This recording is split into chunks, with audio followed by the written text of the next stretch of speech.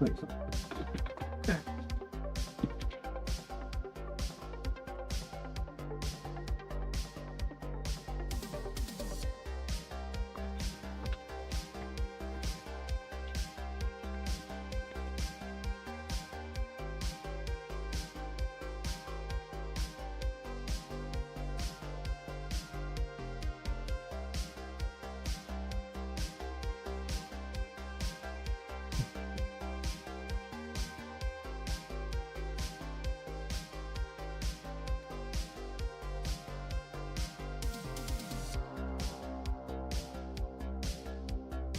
Well, mate.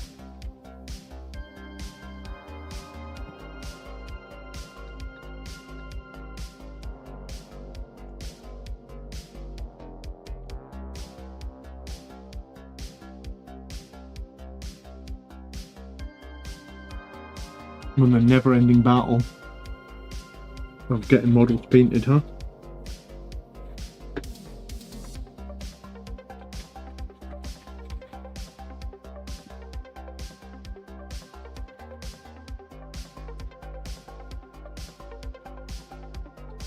Oh, Linus. Hello, Scuba. What's happening, guys? Good evening. Good evening.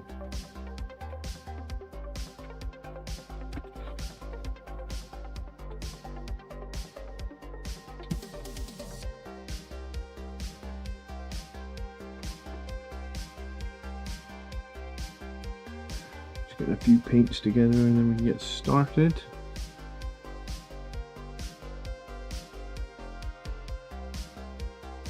Not really the hugest fan of rugby, man, but I did see the score. I want to say I was baking today, but I wasn't actually baking, because what I made was like a dry mix, so I never actually baked anything, like nothing needs to go in the oven.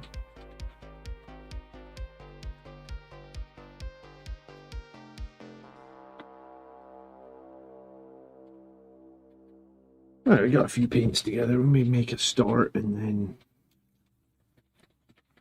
come back. Boris had just popped in to say hi and like the stream. Just about to start again with Sisters Battle. Good luck, Boris. Thanks for dropping past. I better put some water. What did I make? Protein bars, man. Homemade protein bars because, well, I guess the reason is I'm trying to cut down on ultra processed food, because literally everywhere you look these days is ultra processed food. There's a lot of negativity around ultra processed food as well, isn't there? So I'm trying to cut down on it. Shralid says, "Hey dude, painting some Sanguinary Guard." Evening, Shralid. So yeah, I made like 16 homemade protein bars. They're actually surprisingly good. And I guess because they're homemade, you're not putting any... Like the protein bars, like there's a lot of debate on whether protein bars that you buy like in stores are healthy or not. I think probably if you look at the ingredients in them, there's probably a lot of artificial crap, right? I don't know if I'm going to make them every week. But I've made some now, and it was probably easier than I thought, and they were actually pretty tasty. The thing about protein bars you buy in shops as well, they have that very sort of artificial protein taste, which I don't mind. Like, I can eat things that have got that artificial protein taste. I don't, it's like I don't mind it. It's not the greatest taste, but I can eat it. But the homemade ones probably taste better. They're not quite as good for protein, but they're still pretty decent. Wirt says, "Hey John, I played Inheritors and RTT, but lost my first two games with a 2-point difference. Emperor's Children and Ultramarines are so cracked." Dude, Ultramarines are so difficult to deal with right now. I had a really horrible game at a GT against Ultramarines recently. Like, so many reactive moves. Like, the guy I was playing had like 3 different ways you could do reactive moves. And then the +1 to wound that they get on their Oath of Moment, like, they don't need that. Like, they're already super strong, but they've got that as well to deal with. So will we get the recipe for Blood Angels protein bars? I mean, I must admit, I didn't make up the recipe myself, Henry. I was watching another YouTube channel, someone that's like much, I would say much bigger than me probably. I actually didn't pay attention to how many subscribers he had, but I imagine he's much bigger than me. And I copied the recipe, or I made the recipe that he shared on his channel. But if you want a link to it, I can share a link to it for sure. They look good.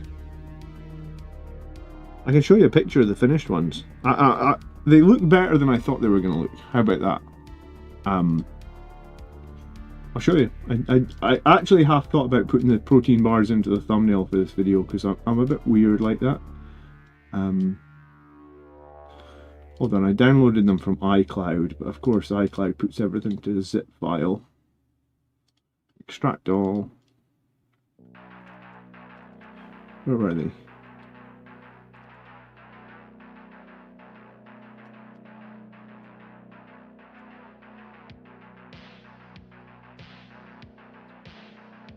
Let me show you them.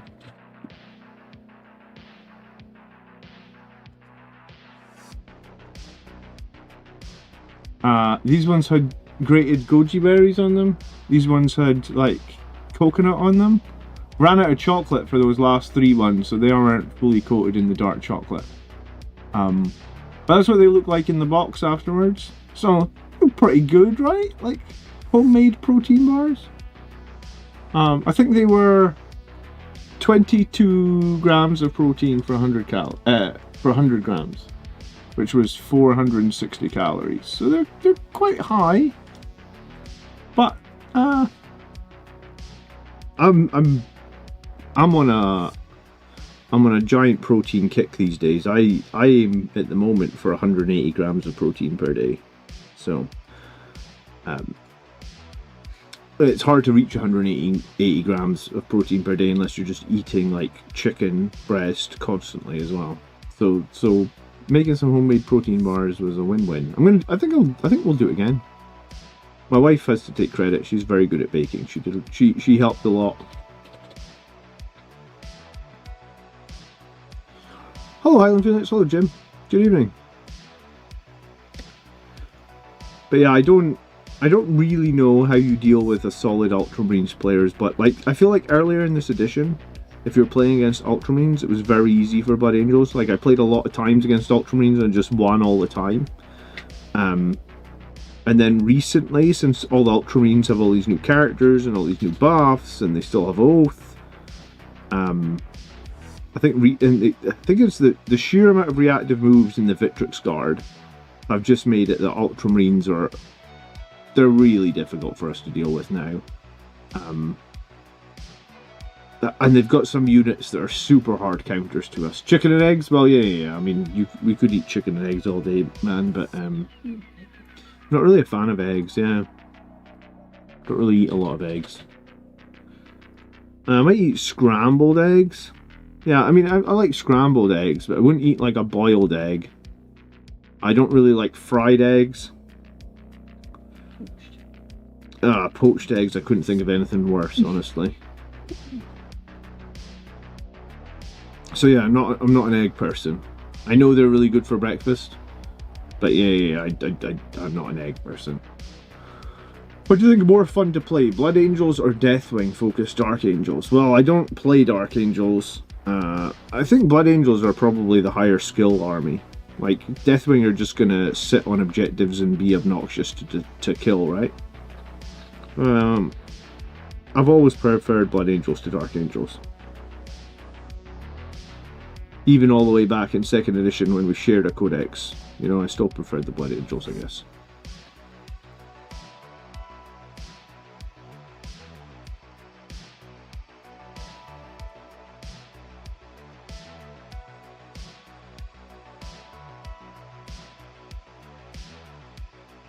Make chicken, broccoli and cheese egg McMuffins. That's the advice I'm getting from chat. cheese egg McMuffins. Okay. Well, you know, I've got my. I genuinely hit my protein goals every day, Highland. One day last week, I think I did 220 grams of protein in a day, and that was crazy. That was like the farts I was doing on that day were horrific. That's too much protein for me. Harry says, using Rage Crystal slot would Carmine Reliquary allowing a Land Raider with a Death Company and a Chaplain to be able to make the Scout move? I forget the exact wording on Carmine Reliquary. Is it not? Yeah, I mean, if your unit has Scout and it goes in a Transport, the Transport gets Scout as well, right?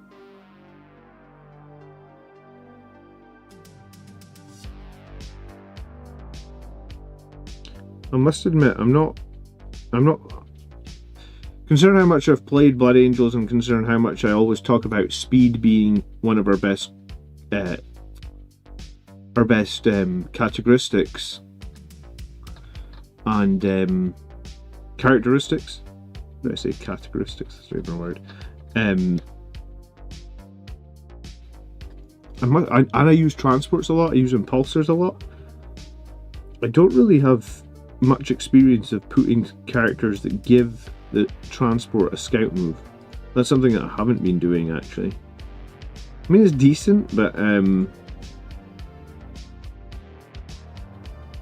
yeah, I'm sure if a unit has a scout move and it goes into a transport, unless it's specifically said it can't get the scout move, I'm sure the transport gains the scout move, right?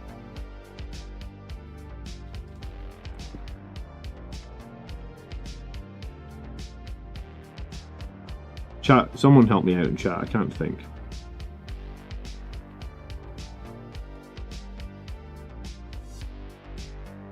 You're still trying to decide what case to buy for your Imperial Agents. Are you still trying to run Imperial Agents, man? Because their win rate is horrible at the moment. They've been the biggest joke of this edition, right? Like, they've had a 30% win rate pretty much since their Codex came out. Like, I don't know what Games Workshop are thinking, but I think they're just... I think they're committed to just saying Imperial Agents just suck as a standalone army, right? Like, I don't know what else they're going to do with them. It's only dedicated transports that inherit it. Thank you. So it's dedicated transports that inherit it, so because a Land Raider isn't a dedicated transport, it wouldn't get it. It would need to be like a Rhino. Or...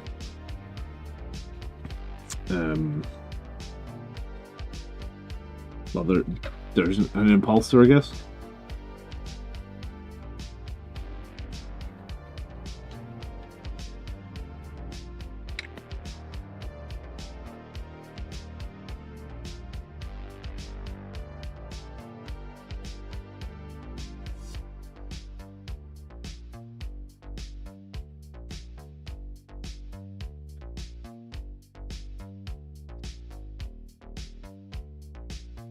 Yeah, I've run Impulsors a lot this edition. I never put Scout Move characters in them. Imperial Agents isn't an army. Yeah, I mean, I know people say it isn't an army, but it does have a win rate, and it does have a codex that kind of makes it its own army. I think it was the wrong call to give it a codex and call it its own army. It has points cost for being its own army as well, right? It's almost like an embarrassment of an army, because let's say you invested the time and effort and the money to make it into an army, you're just going to get slaughtered all the time, because it seems like it just doesn't compete whatsoever. It does get players. Like, every week you look at the tournament results and there's like a few players playing it, but it's sitting at like 30%. It's just a mile off the bottom of the graph. It's so far off the bottom of the graph, the only thing I can think is that they realised their mistake after they released the codex and be like, yeah, this isn't really an army. It's just a collection of units which we put in a codex, but it would have been better if we just didn't try and force it and make it feel like an army, right?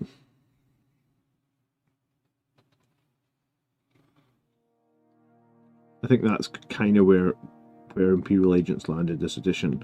A weird one, right? Because I mean, they were never really an army before. Pity for the people that went out and bought agent stuff, though, because Andrew went out and bought an agent's army, I think, or bought enough units to make it into an army. So a few people did that. And it's obviously wildly not competitive. Or it's just wildly poor, wildly bad, whatever you want to call it. Are they Grey Tide extra bits? Yeah, most of the extra bits you'll see on my stream are from Grey Tide, man. Because when the Grey Tide guy was doing his Kickstarter campaign, he was looking for YouTubers to cover stuff, and he reached out to me and he offered to send me, like, it was funny actually, because it was right around the time that I was angry because they were legending so many of the Firstborn kits. So he like reached out to me and he was like, this is who I am, this is what I'm making, would you be interested? And I was like, yeah, I'm very interested. So I think the Grey Tide Studios guy sent me literally every single piece of, every single upgrade he was making for free, as long as I covered it. And I think I did like 3 videos on it. But then I ended up, when his Kickstarter actually completed, I bought like 2 or 3 sets of a couple of things as well, just because I was like, I really hate how much flavour Blood Angels lost. So because we lost so much flavour, I was like trying to add the flavour back in. Happy Valentine's Day, Matthew. I hope you had a nice day. We had a pretty chill day, but kids were driving me wild today, man. Kind of one of those days. It would have been better if they just released the data sheets, because the problem was that, like, I wanted to use an Inquisitor data sheet, but I couldn't use the Inquisitor data sheet because I didn't buy the whole codex. And it's kind of expensive to buy like a £30 book for like 1 data sheet, right? Like, I usually maybe take 1 assassin. Like, everybody ran the Khaled's assassin at some point in this edition, right? So it's like you only want like an Inquisitor, and you only want like an assassin, but you've got to buy the whole book for that. Like, I don't like it. I still think they should put all the rules inside Warhammer Plus, right? Like, you know, the £5 a month subscription or whatever it is. Because I don't pay for Warhammer Plus, but I feel like if all the rules were in Warhammer Plus, I might consider it. People are always very surprised when I say I don't pay for Warhammer Plus, but man, I just feel like I should. If I'm paying for an app, I should get the rules in the app, right?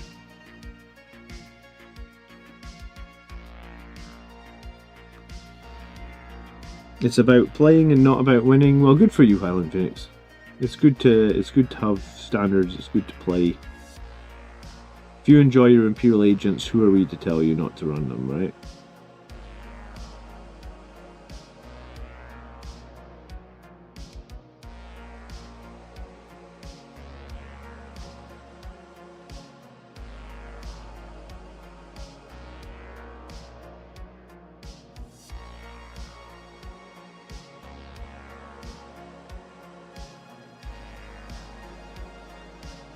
I think, I was going to say, I think the agents previously did just get data sheets. They weren't in a codex, or maybe they were in an issue of White Dwarf or something.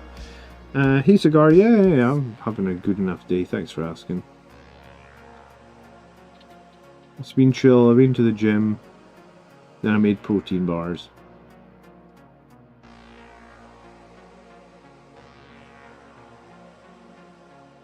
So...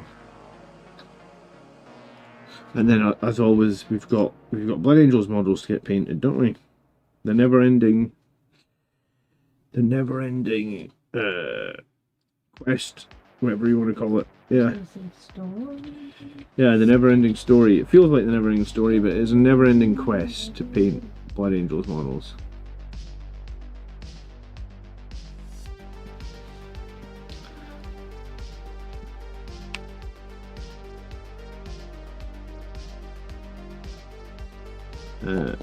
A lot of people felt that they left Blood Angels behind a little bit in this edition, Kraken. The rumor that I've heard is that Blood Angels are going to get more stuff next edition. Because it was a purposeful decision to not give us quite so much stuff this edition, because we're going to get some extra stuff next edition. I don't know how much truth there is in that. Even CTF. Or CFT, sorry. Do you know what? I'm super excited though. I'd been trying to get my old PlayStation 3 to work for a while now. And I think I literally got to the point where I was going to have to buy a new PlayStation 3, because I think my PlayStation 3 is toast. Because I've got this, and I've got this. Technically, I think I must have God of War 3 on the I don't know why I've got the PlayStation 4 version here. But I was wanting to play. I was really wanting to play this again, because this was like, I don't know what you would call it. This was just a great game. It came out in 2000. No, the remaster came out in 2009, so it's properly old. I think this was actually a PlayStation 2 game. You know, I miss when games had manuals. Remember that? With the controls and a little bit of lore and stuff in the manuals. Or a map. Yeah, or a map. And this week they've announced that they're gonna. So, I thought to myself, I was like, I'm gonna try and pick up a cheap PlayStation 3 on eBay, so I can play through God of War. Because I haven't played it since it came out.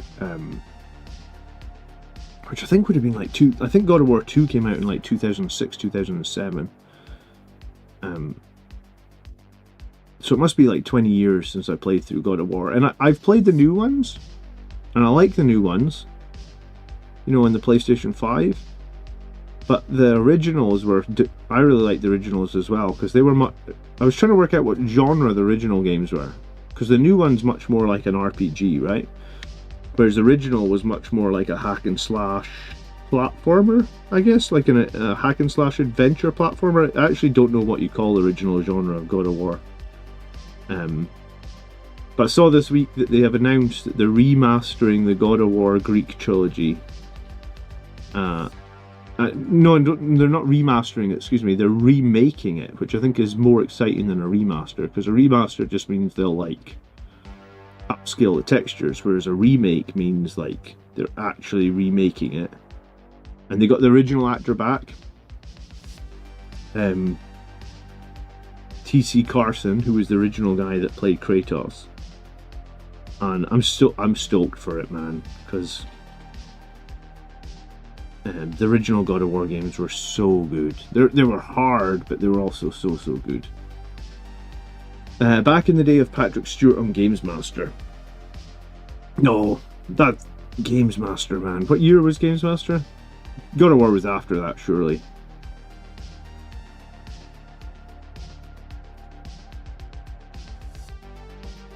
But yeah, I'm stoked. Like, I was really wanting to play through God of War 1, 2, 3, I don't know if I care so much about. I think 2 was my favourite, honestly. 2, Kratos was just very angry all the time. So I'm very excited that they've announced. It feels like because they're also announced a Metal Gear remake as well. This or maybe the Metal Gear remake is not a remake; it's just like an upscale.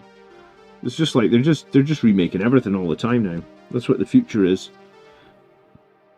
Old games remade forever, I guess. Every time there's a couple of new consoles out. The original God of War on PS2 came out in 2004. Nah, I want to say it was 2006, man. It was one of the last ever PS2 games.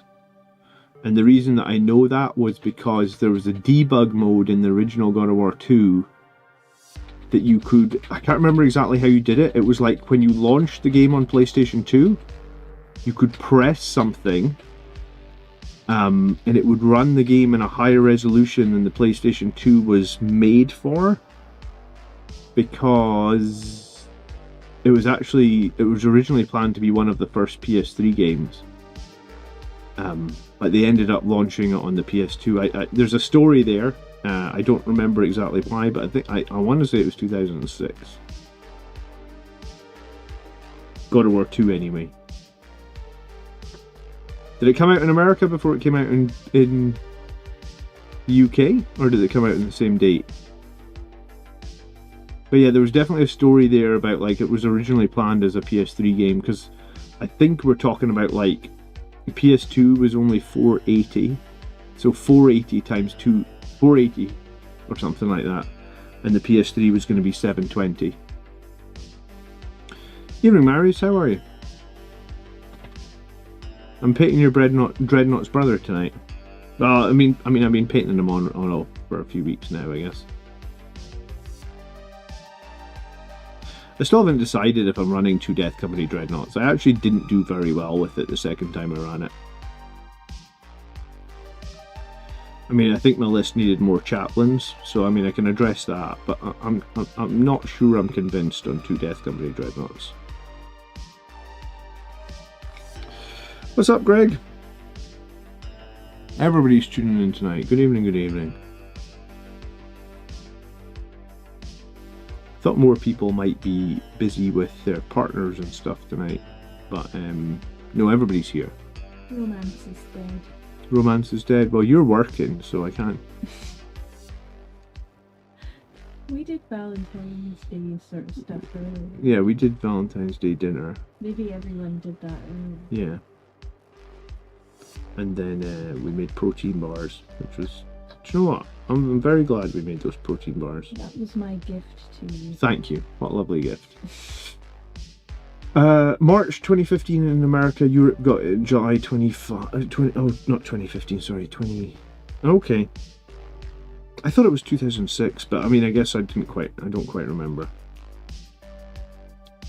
Do you know what, maybe it, I thought I bought it on launch day, maybe not. Maybe that was just, like, I bought it as soon as it was in my local store, so maybe it was, they just didn't have it for a little while. I thought I got it at launch. Maybe not. Greg's cooking steak as well. Yeah, we did steak earlier. Good protein in steak. Marius is doing Titus and the Wardens, getting ready for another GT. Oh no, an RTT this time. Cool. When's the RTT? Is it sold out? Is it just? I assume it's just one day, right?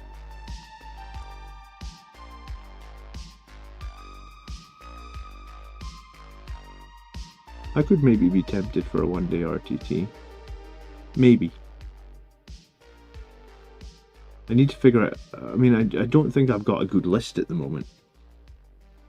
Still need to. I need to work on figuring out what the frick my list is.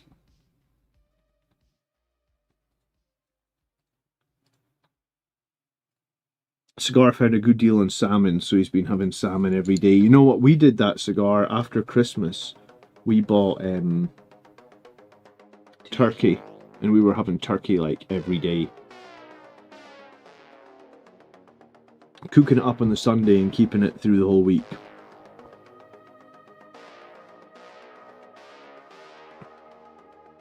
I ran both the Death Company Dread and Ball Predators. Did you just run one of them then, or did you run two? Because I ran two of each. And two of each didn't go as well as I'd hoped it would have gone. I played Gene Stealer Cults. And I had kind of a nightmarish game against Gene Stealer Cults, if I'm completely honest with you.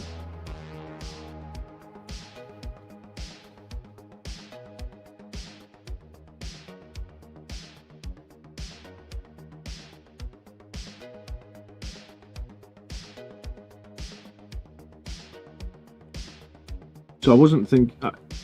I like a Ball Predator now, definitely. Like one of them is definitely good. Definitely like that. Don't know if I'm going to run two again, and yeah, I don't know how I feel about two Death Company Dreadnoughts. I've only run it 2 times. First time I thought it was pretty good. Second time I was, let's just say, underwhelmed, I guess.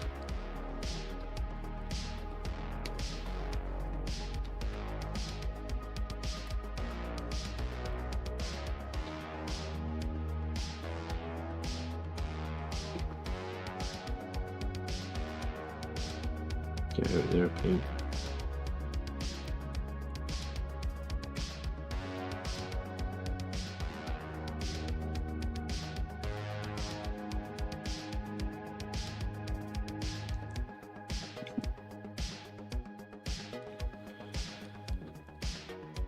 How are tougher Dark Angels as an opponent for Blood Angels? I mean, it depends. They can be very tough. The Deathwing Knights are very difficult to deal with. -1 to wound, -1 damage.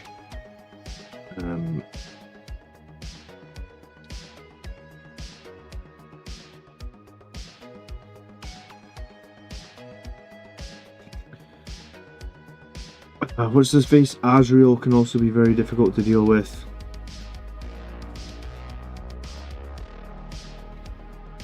Especially if he's with like Sternguard or Hellblasters, they seem to be like the staple for Azrael.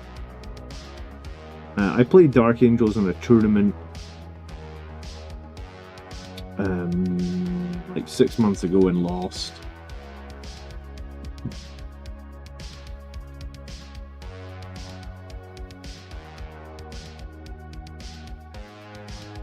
Shadow Knight says, check out those guns, really have been staying consistent, so happy to see your progress, John. Yeah, no, I've been consistent now for like 14 months. No, not 14 months, sorry. Like 20 months. It was June or July 2024 Shadow Knight. So I've been going to the gym 4 times a week now for like 20 months. And I think in the last year, maybe not quite year, well, the last year my diet's been better, but the last 6 months I feel like I've really locked in. Like my diet is really good now. Like I said, I'm trying to cut out ultra processed food, trying to cut out just like for snacks, just make sure I always eat like real food, like fruit and stuff. So yeah, trying to smash it.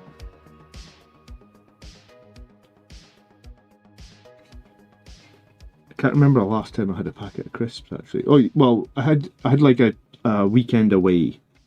I ate a ridiculous amount of crisps on my weekend away, but like on a regular day now, like I used to eat crisps pretty much every day, I would say.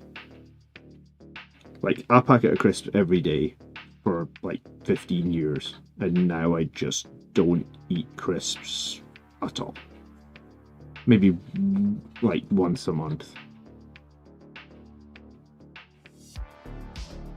You know, I've never really looked at the nutritional information on crisps. You know, like it's not something I'd really ever looked at. And then you look at the nutritional information and you realise they're absolute shit. Like they've got nothing in them. There's nothing in them. There's no protein. There's no fibre. Suppose it's like the McDonald's French fries, right? You ever looked at the nutritional information on McDonald's French fries? Apparently they have no nutritional information. Like they have nothing. Like there's nothing in them except carbohydrates. Like no nutrients, no nothing, just carbs. Which is fine if you just want energy, but if you actually want to give your body like the fuel it needs to be at peak form, then you're not getting that from McDonald's. I mean, it should be pretty obvious, right? They're chips fried in like 5 different types of oil, or potatoes fried in 5 different types of oils. Why would you think there's nutrition in them? But like, you don't. It's not something you ever look at. You're just like, yeah, French fries. I like French fries.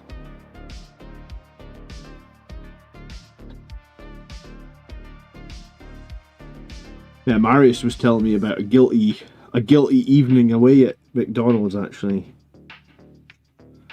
After the last tournament. It's so easy to do though, isn't it?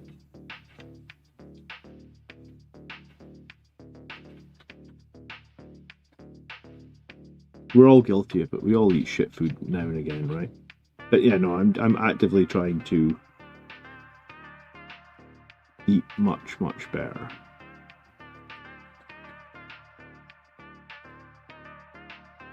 Maybe in another life I'd be like a fitness coach. Selling me out, Lucky. The missus isn't in the room. Oh, I'm sorry. Didn't know it was secret information.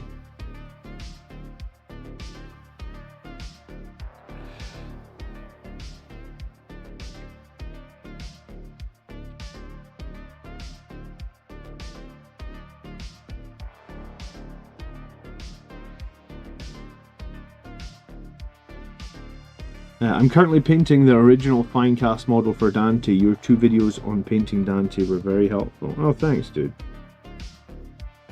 The original model, his axe will always break, so be careful with that. The amount of times that axe has been, the amount of people that axe has broken on is ridiculous.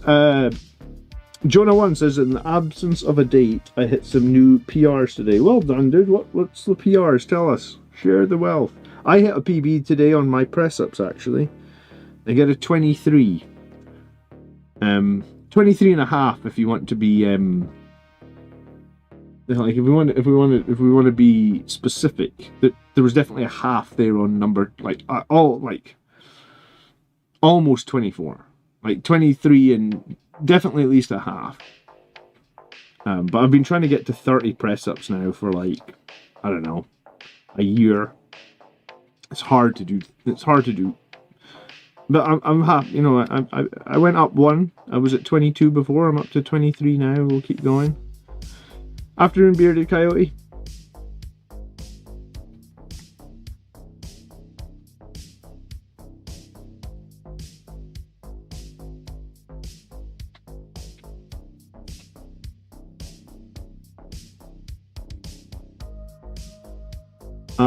Cigar just down 5 peanut butter chocolate ring crispy treats.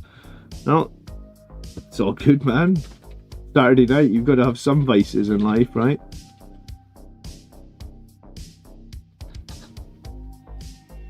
Everything in moderation, as they say.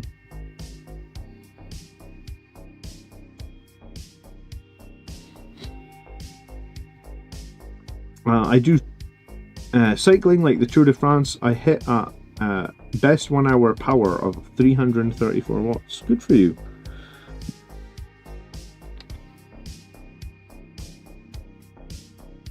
I think it helps to have goals that you're like. If you don't have the goal, then I'm actually going to a new gym tomorrow, and my plan for tomorrow, I need to remember to do this though, is I want to write down the weights that I use on every machine at the gym tomorrow, so then I can keep better progress of like when I'm ready to build up to the next thing, you know. Because if you don't track your workouts, how do you, like, it's hard sometimes. Like I'm very guilty of not tracking my workouts. Just go and just do the same thing, or go and do the same thing and try to lift a little bit heavier or something. But no, tomorrow I'm going to try and put it all into the app that I've got. Highland. Yeah, what do people think of the new Highlander? Are people excited for that? I've been seeing all this news about Henry Cavill. He's the new Highlander. Is it Dave Bautista? He's the new Kurgan. Kurgan. Is it? Is it Kurgan? Kurgan. I thought it was Krugen, but Is it Krugen? It's been a long time since I watched. Here's the thing, right? Here's my thing with Highlander, like remaking the movie Highlander. The original movie had Queen do the soundtrack. Do you remember? Like, you got Freddie Mercury like smashing out that song. You remember, like, "Want to Live Forever." I'm not a singer. Kurgan. You could do it. Kurgan. Sing that verse. No. No. It's Kurgan. They should get, I don't know, who's the equivalent of Queen now? No one. I don't know. But I'm always going to rate it against like the song that Freddie Mercury. Who's popular now? Youngblood. I'm not really familiar with popular. Queen even a rock, but were Queen they were like rock and roll, right? Were they? Yeah. Were they not like? What category would you say Queen was? Glam rock. Glam rock. Okay. I just said. Yeah, that makes sense. Do we even have anyone that's like glam rock these days? Like, that's not a thing anymore, is it? But I mean, I like the lore of the Highlander movies. I think Henry Cavill will probably do a good job of being the Highlander. But like, if you don't have the epic soundtrack by Queen, Dave Bautista's Kurgan. Dave Bautista's Kurgan will be okay. Yeah. I don't think he'll be as good as Clancy Brown. Because he won't be as unhinged as. Yeah, he won't be. The best bit in that movie, do you remember when he's in the car and he's playing chicken through like the middle of New York City and he's just off his head, like, because obviously he can't die. He's like, Yeah, he's like,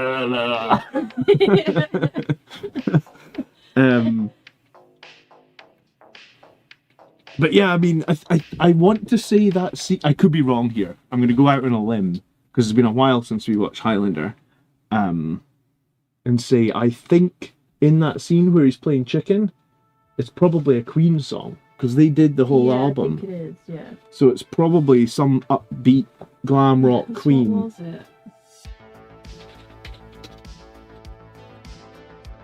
I don't think that they're gonna, like, whoever does the soundtrack for the new Highlander, it's not gonna be Queen, is it? Well, no. Sorry, I'm getting distracted.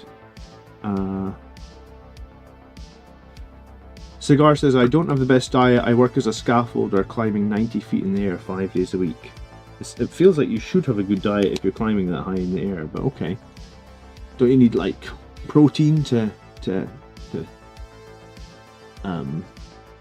Oh, it was a Queen song.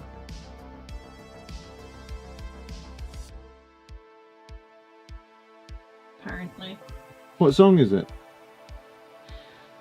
Just this New York, New York. Oh, is it like... Oh, who sings New York, New York?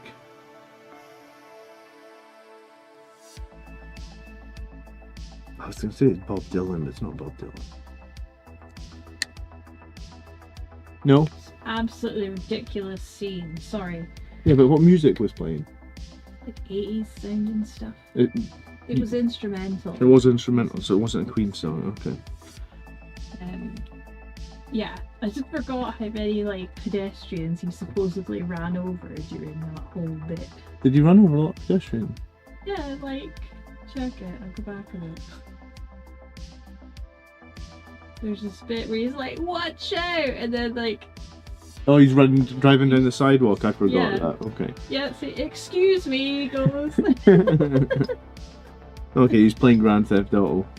Queen did the soundtrack to Flash Gordon. Maybe that's what you're thinking about. No, they did the soundtrack to Highlander, dude. Yeah. 100% they did the soundtrack to Highlander. Where have you been? Yeah, you've been living on a rock, Jim, because they did... The song, I Want to Live Forever, is literally Freddie Mercury. 100%. Oh, it's Mike. Come here, buddy. Sorry, I'm completely off topic at the moment. There's some good fitness apps for track workouts. I don't use any since I haven't gone to a gym in a couple of years. Yeah, no, I've got a good one. I just haven't been tracking the new gym I'm going to.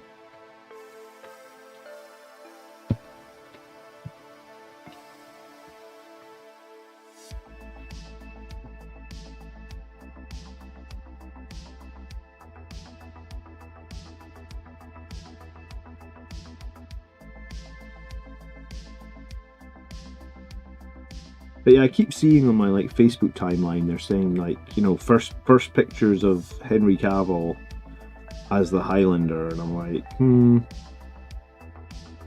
I don't really go to the movie pictures anymore because it's hard with kids to go to the movies. So I'll probably pick it up on DVD. Big L is saying that he's finally putting some wings on his Sangre Priest. Nice, or Sangre Guard. It's my firm believer that if 40k creators were listening to the Queen album, It's a Kind of Magic, while writing the Heresy, it totally fits. Dude, that's it! It's a Kind of Magic. That's a fucking Highlander song, Marius. Because that's when he gets shot and he's not dead. Because he even says that line when, because he's like in World War II and he gets shot in the back by a Nazi. And like, he protects a kid under his body, and then he says to the kid, "It's a kind of magic." When he gets up and kills a Nazi.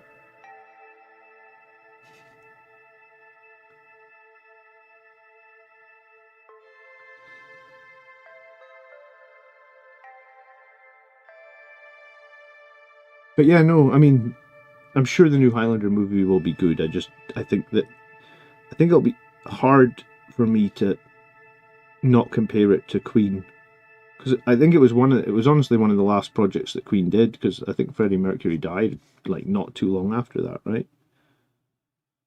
I think he died in the early 90s.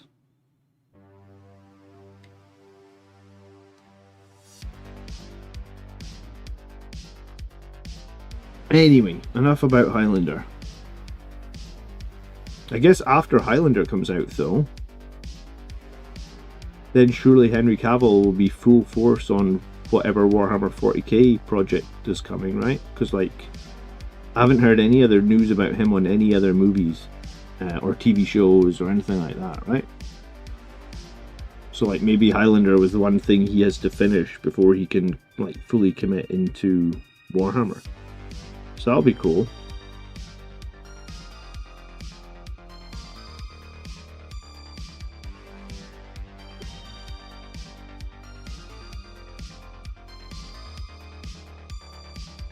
Man, imagine if Warhammer is big and they get like a big premiere for it. That'll be super cool. I like Henry Cavill, but has he ever done a good movie? I thought he was okay in that Mission Impossible movie. I find it hard to remember the Mission Impossible movies because there's so fucking many of them. You know, like, the first one came out, like, I feel like I was still in school when the first Mission Impossible movie came out. So it's like 25 years. I know that, like, we've got 8 or 9 of them now. The last one, I'm not even sure what number it was. Like, Dead Reckoning Part 1 and 2? Is that like 9 Part 1 and 2? I don't know, man. But he was the baddie in one of them. Maybe like wasn't the most recent one, I don't think, or maybe it was.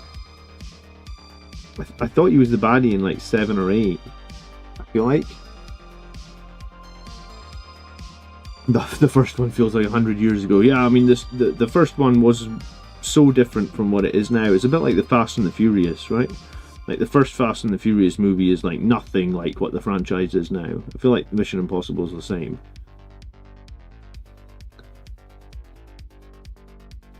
But I honestly can't think of too many other movies that I've seen that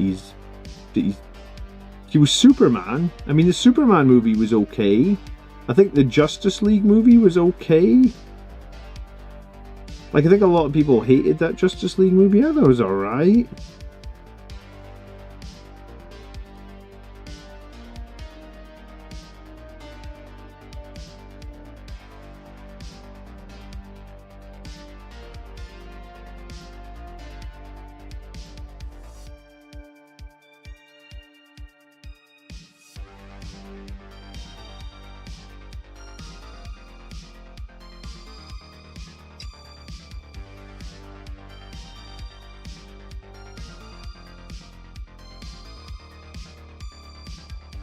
But yeah, no, the Ministry of Ungentleman Warfare was ace. Oh yeah, I think I saw that as well. That was like a World War II film with a boat or something. I like World War II movies. I really like Band of Brothers as well.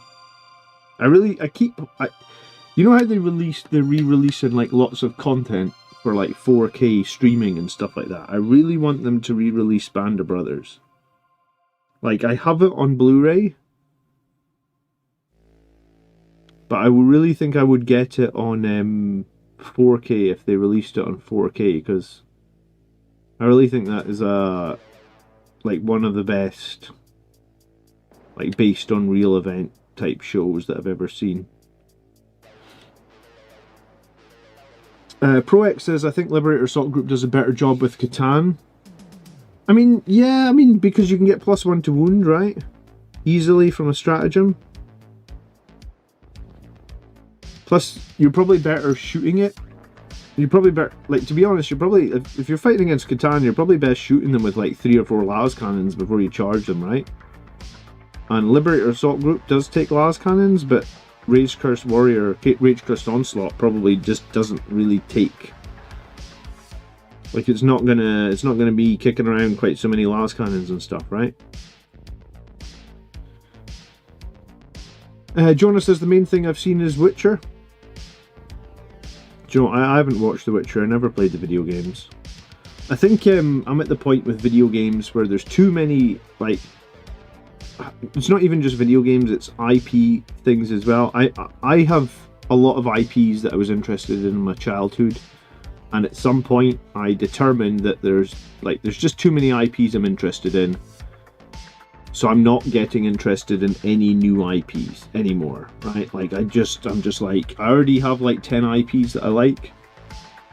So I just don't have the capacity really to get too involved in any new IPs.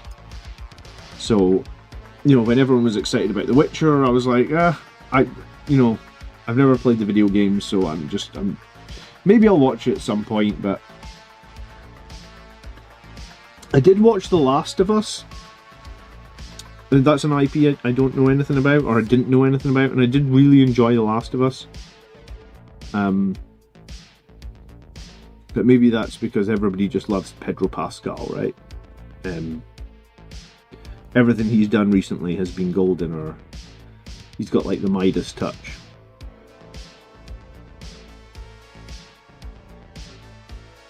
I never actually watched his Disney Plus Fantastic Four movie yet. I might. I'd like to watch the new one that's got Robert Downey Jr. coming back, but I'm not sure I overly care about Fantastic Four, I guess.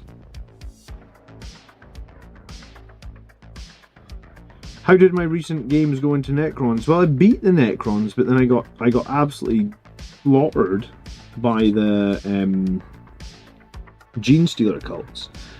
And I think there was definitely a bit of luck into the Necrons as well, in that like one of the Catan literally died to the very last chainsword attack. So if he hadn't died to that chainsword attack, he would have probably killed like a bunch of Death Company, and then regenerated a bunch of wounds, and then killed a bunch more of Death Company. So my game against Necrons in Rage Cursed went okay, but I think there was definitely some luck involved, and maybe it was like my opponent didn't play it overly well either.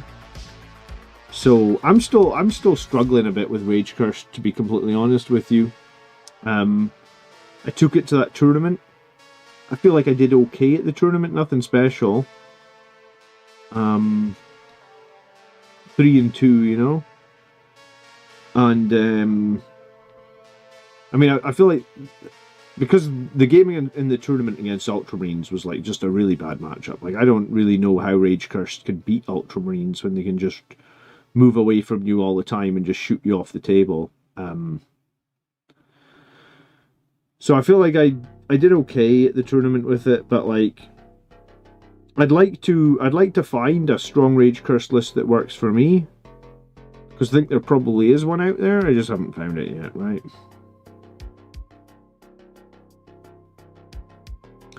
And I don't know if I feel double Ball Predator, double Death Company Dreadnought is the right call for me.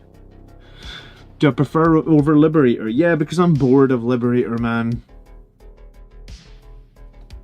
I think that's the biggest thing that I struggle with this, or I have struggled with this edition.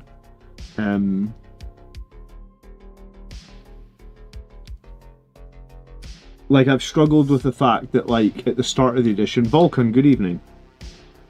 I struggled with at the start of this edition that there was only one good detachment. Well, you could only, yeah, there was no good detachments at the edition launch, right? Like you had to play Gladius Task Force. Then after that, you kind of had to play Sons of Sanguinius. Then after that, you kind of had to play Liberator Assault Group. And then after that, you kind of had to play Angelic Inheritors, right? Like, and now you don't have to play it in Rage Cursed, but I guess like I think this might sound bad, but I think it's true. I think it's boring to play the same detachment for a year.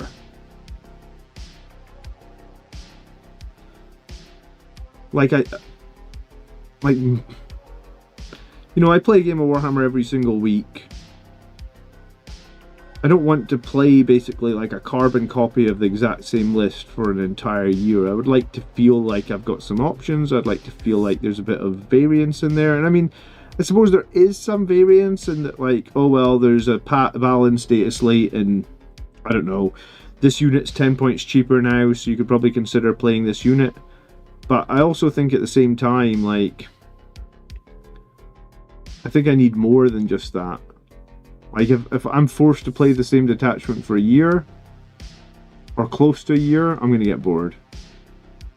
And I feel like that's kind of what's happened in 10th edition, is like, we've been somewhat forced to play the same detachments, maybe not quite for a year, maybe like 6 months, 9 months. But it's the fact that there's no variable war gear anymore. There's no, you know, build your own custom characters. So it kind of, I don't know, I feel like it kind of wears away a little bit. And then, so I mean, I'm playing Rage Cursed at the moment because it's new and it's fresh and I want to do something different. What do you think about the new character creation from Maelstrom? Alright, someone asked about this already. I have obviously missed this. What is custom character creation from Maelstrom? Is this something that they released today or on Friday? I haven't read Warcom for a couple... Like, the last thing I saw in Warcom was... like, Huron.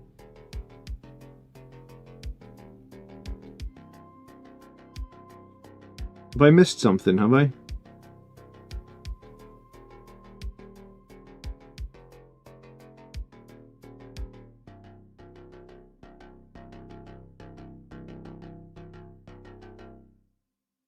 You make your own characters basically like the old days when you paid for upgrades. And you can use this in competitive play or what?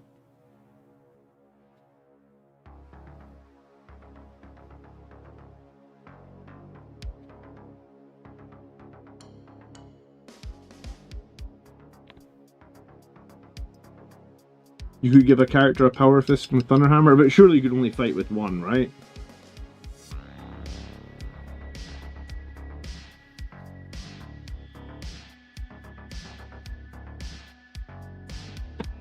It seems like I've missed this. When was this announced? Like yesterday or today?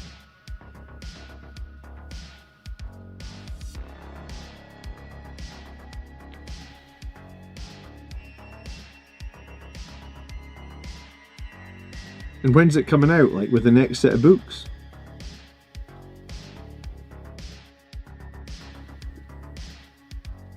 Oh, is it a leak?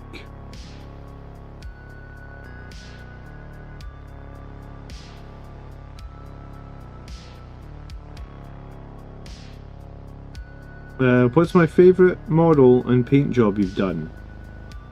The Falchion. The super heavy... it's been so long since I played it, I can't even remember what it's called, dude. The Falchion super heavy laser... What's it... Oh, what was it called? I think it's called the Falchion, the super heavy tank destroyer.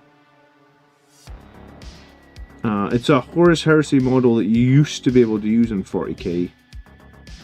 I used to play it on the channel all the time as well. It actually had like a sick win rate because people didn't know how to deal with it.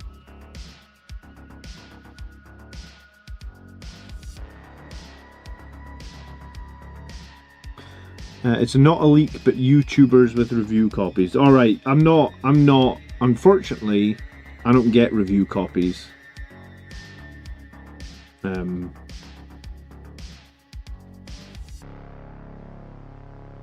I'm still building my channel to hopefully at some point be I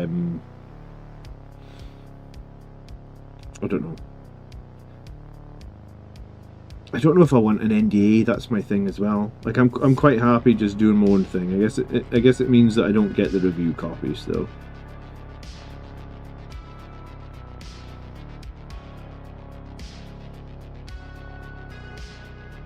I did, like, for the record, I did reach out to Games Workshop ages ago now, I think when I had like 10,000 subscribers, to ask them if that was something they'd be interested in working with me on, and I think the gist of the story was I was too small at the time, and then I mean I am still growing. I'm like super close to 23,000 subscribers.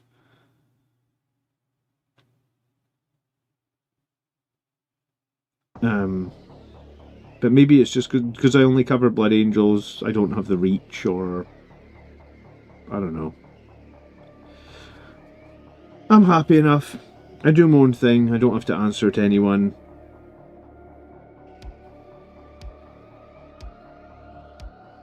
There's something liberating in there somewhere.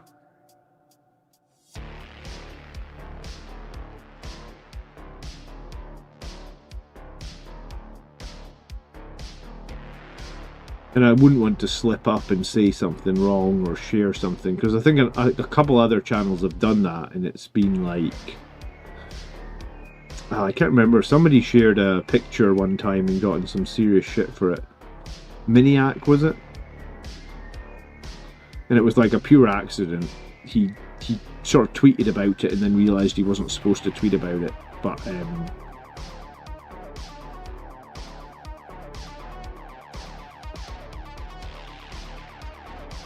if Blood Angels are the poster boys for 11th edition, Games Workshop should do something with you. Well, I'm here. They don't, you know, I don't think they will, but I'm here.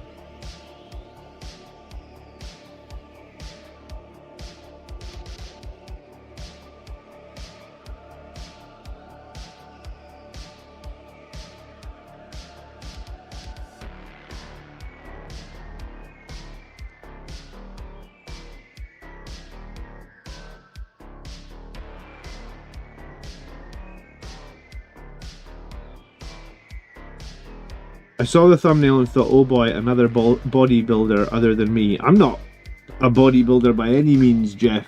I just like to try and take care of myself now.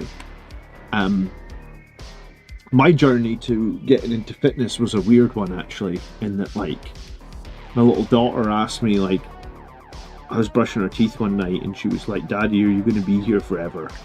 And like I was thinking in my head, I was like, oh God, Dad's definitely not going to be here forever. Dad's not very healthy, you know?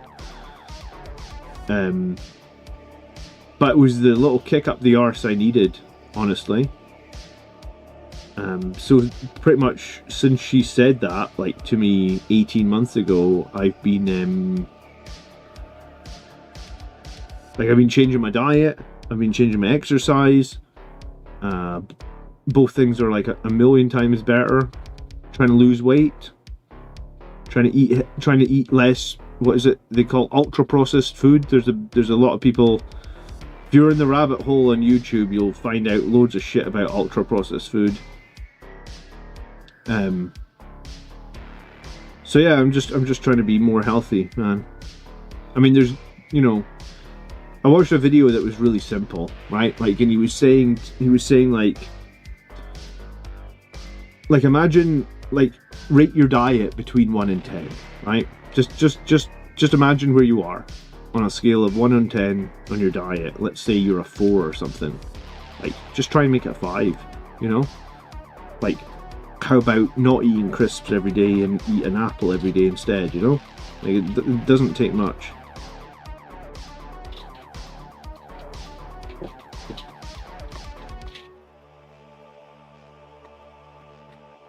And then when I talked about that, actually, there was a personal trainer that watches my channel. You only get one trip. You only get one trip, exactly, Jeff.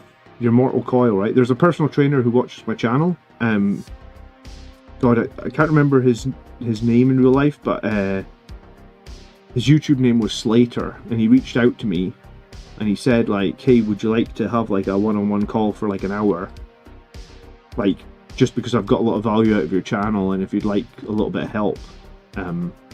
So I did like an hour's call with him, like twice, and like, what a difference. Like, it's like so simple, like I said, like so simple things to just be a lot more healthy, right?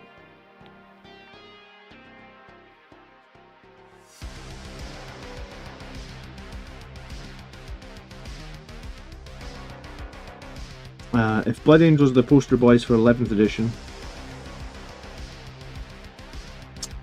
can we get Seth and the Flesh Tears back? Yeah, do you think the Death Company Dreadnought's worth it? Like I said, I've only played it twice, and I'm still on the fence. I feel like I need a few more games with it. It had one okay game and it had one pretty average game. I need a few more games with the Death Company Dreadnought. I'm not sold yet. Some people have been doing well with them in tournaments, but like, I'm not. Yeah, I guess I'm not there. I'm not sold with it yet. I'm probably gonna play at least one of them. I'm playing Necrons again on Wednesday. Yeah, Necrons again this Wednesday. So I'm gonna have at least one Death Company Dreadnought again, and I'm gonna have at least one Baal Predator again. But I might make some little tweaks.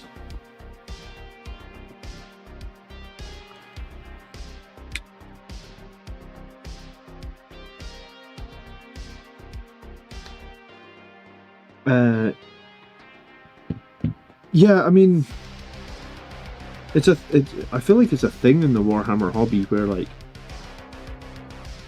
people need to take better care of themselves, but maybe that's like stereotyping and putting people into a box, man. And you know, like I think nowadays it's just too easy. Like everything you eat is so calorie dense, right? It's so easy to overeat. Like if you actually eat real food, like let's say you eat an apple versus a bag of crisps, you can't overeat an apple. You don't eat a whole apple and then be like, oh, I'll just eat another whole apple, right? or the same, you don't eat a banana and then go like, oh, I'm hungry, I'll eat another whole banana. But you eat a pack of crisps, can you eat another pack of crisps? 100% you can eat another pack of crisps. Can you eat a bar of chocolate and then eat another one? 100%, right? So it's just like, it's literally as simple as like, eat real food, man. Don't eat anything that comes out of a pack, like, yeah, don't eat shit that comes out of a packet. You know?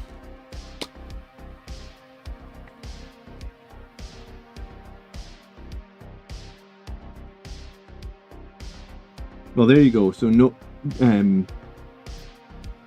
Joanne says that of his Warhammer friends, 3 of them are athletes. Well, that's what I'm trying to say. So I don't want to put people in a box, but like, I'm trying really hard to get on 2 things: eat real food and go to the gym like 4 times a week, every week. It's a non-negotiable for me. I'm trying to get my wife to make it non-negotiable. She's almost there. She's in the room, so if she was angry at me, she'd butt out. But you're almost there, aren't you? I think you'll find I would butt in.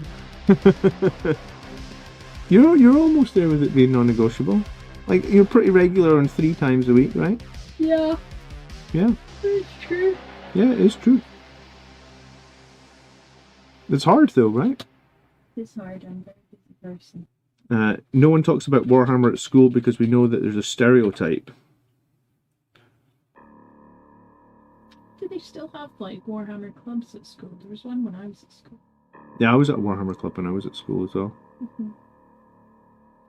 I'm sure they do. But yeah, we didn't really talk about it because you were seen as pretty uncool if you went to the Warhammer club, to be honest. I also went to Magic the Gathering club at school, and that was even more uncool than Warhammer, if you can believe it.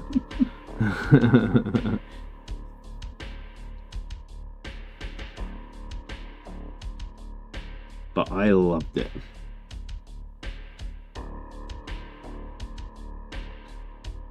And I went to the Dungeons and Dragons club at school. I even went to a Dungeons and Dragons tournament, if you can believe that. Did you know the Dungeons and Dragons had tournaments? I didn't. Yeah, they had tournaments. How does that work as a tournament? Well, you and your 6 teammates, or however big your group of party was, would play the same dungeon as a bunch of other people, and it would be like timed. And you would get points for like, did you find all the secrets in the dungeons? Did you, did anyone die? Did you, spoiler, our team did fucking horribly. But it was good fun.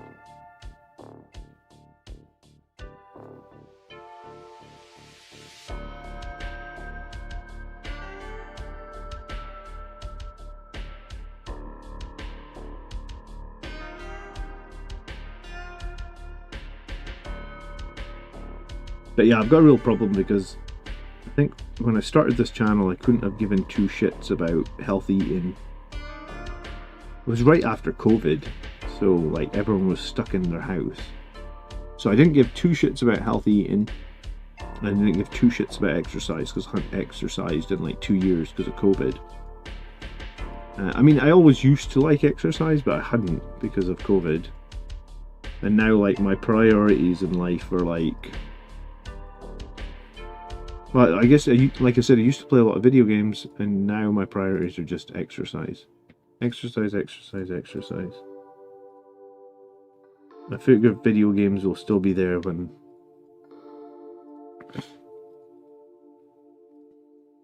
I split my time between Magic the Gathering and the weight room. There you go.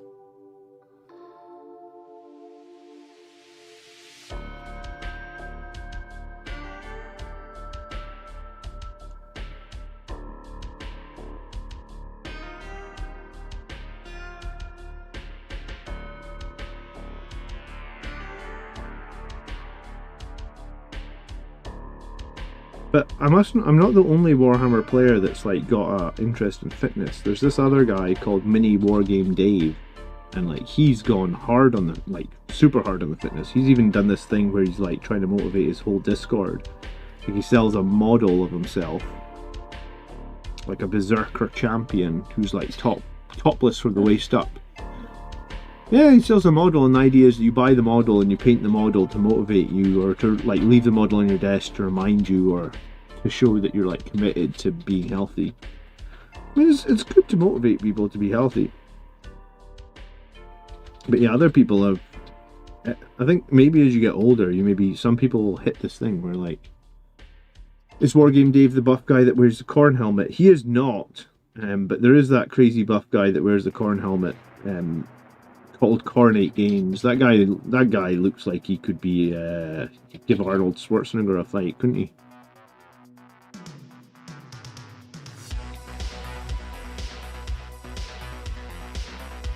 I feel like he's daunting though. If you look at him, you just think, oh my god, like how could I ever?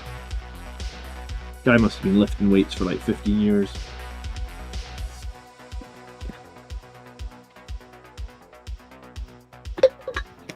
Triexis says he is heading to Warhammer World in 2 weeks for his first game, and he's binging the tactics videos. Hey, thanks for the comment, dude. Good luck on your first game.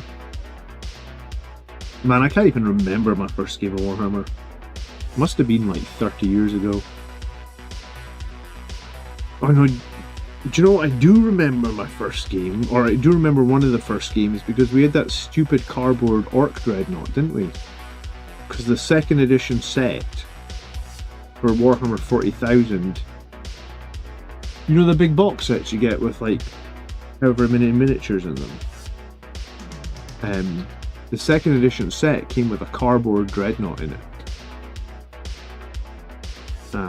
And I think I used some Lego as a terrain pieces, because it had these like tiny little cardboard pieces of terrain, but I think I had this like old Lego castle, and I used like the Lego castle as the terrain. If you're playing at Warhammer World, they'll definitely have better terrain than I had for my first game. The main thing to do, dude, is to try and have fun with it, though, right? Like, Warhammer can be a really fun hobby if that's your goal. And like it can move into like really competitive play and high level play, or whatever you want to call it. I think it works best as fun social activity. Like that's where you want to start with it.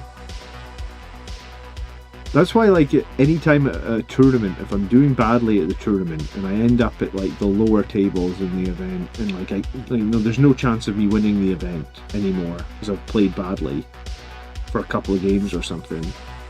I always find those games on the lower tables are where you meet like really friendly people who are just there to have fun, and you have fun with them, and they do silly shit. Like, I think I was like playing a game on my stream against one of the guys called Stuart, and he's like, should probably try and charge you here, because like my army is a melee army, so we like to charge. And I was like, Stuart, that's like an 11-inch charge. You're like, chances of doing it are like, I don't know, like 11-inch charge. That's like a 5% probability. That's probably not what you should do.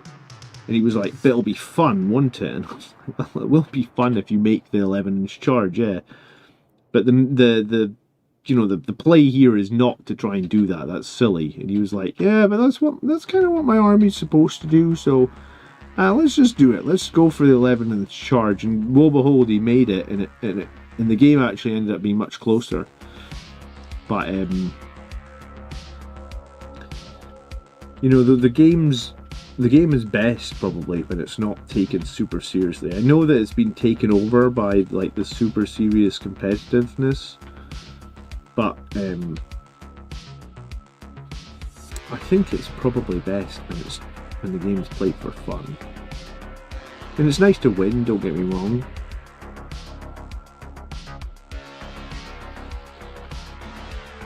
No one at my work knows I play Warhammer. Dude, I'm just remembering, like, you know, in the 90s, it was the same shit with video games. Like, when I was growing up, video games were the most uncool shit ever.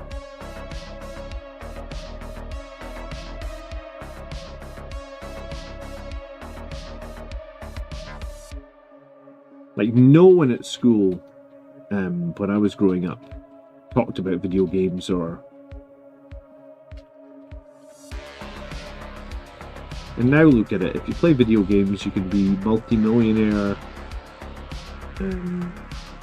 hundreds of thousands of people watching you on Twitch, you name it.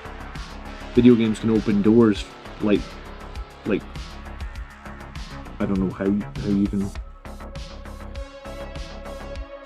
Nota says, hi John, just want to pop in and say I love the channel. I'm new and I've learned a lot. Oh, thanks for popping in, dude. Welcome to the channel. It's always nice to see new faces, new names, new people to talk to. Thank you for your kind words. I appreciate them. I feel like every week I get like someone new or someone says like a really kind comment, and like I must admit that will never get old.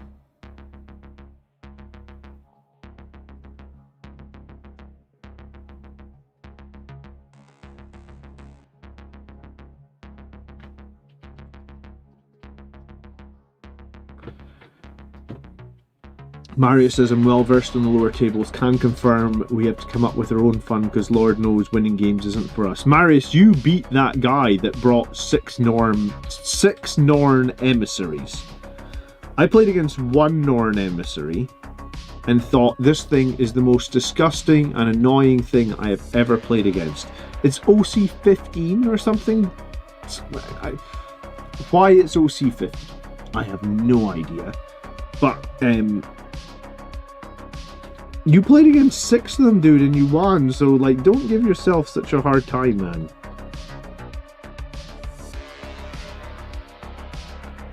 Just do it because you don't win every game.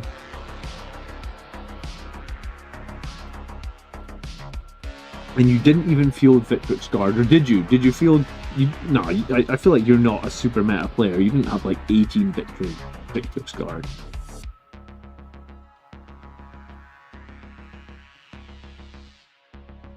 That person came last? Okay. I didn't know that, but still, I feel like beating 6 Norm emissaries is not something to be sneezed at.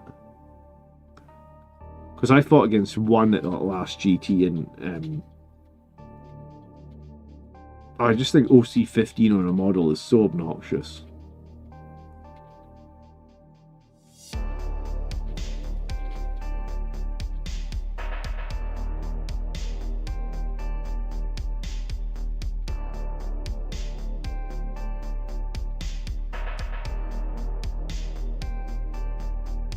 Do you know what? I might not mind like the OC 15 if like when when you bracket them or something they lose some of the OC. But it's the fact that they're on like 1 wound out of 20 and they're still OC 15 that I have a problem with.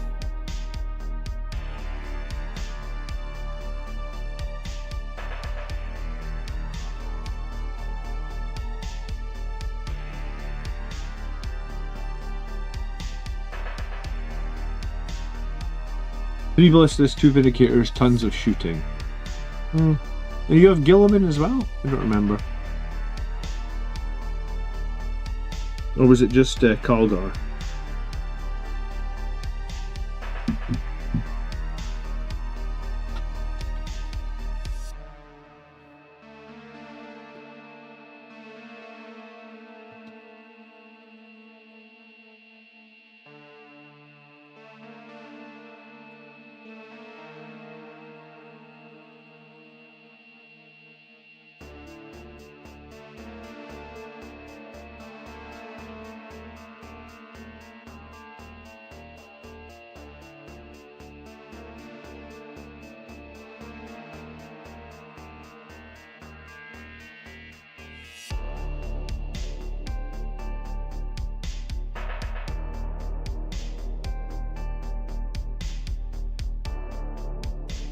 Yeah, I don't have a tactics video lined up for next week yet, so I need to think of something.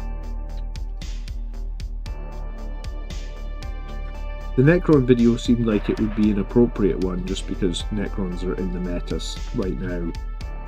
I want to say they're somewhat dominating with their 70% win rate.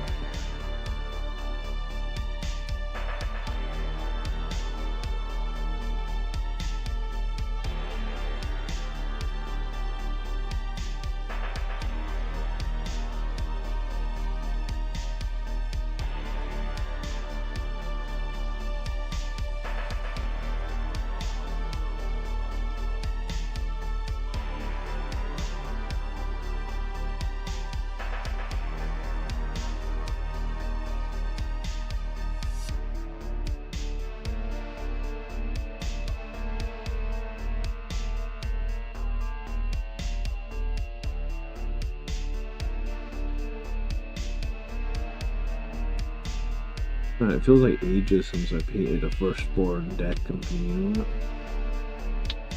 I really hope they don't mess with the Death Company weapon options again next edition, so I'm not back here in 6 months' time redoing Death Company models for like the millionth time as they're like, oh, now it's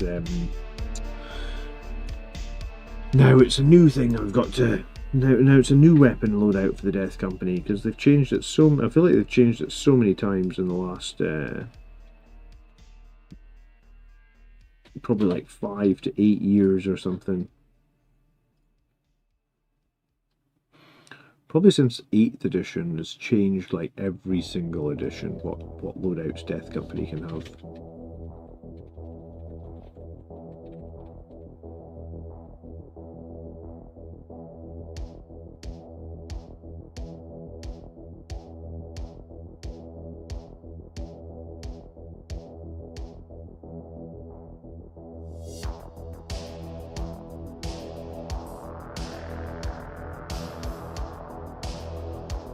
I've yet to go up against the Catan, but they seem absolutely terrifying.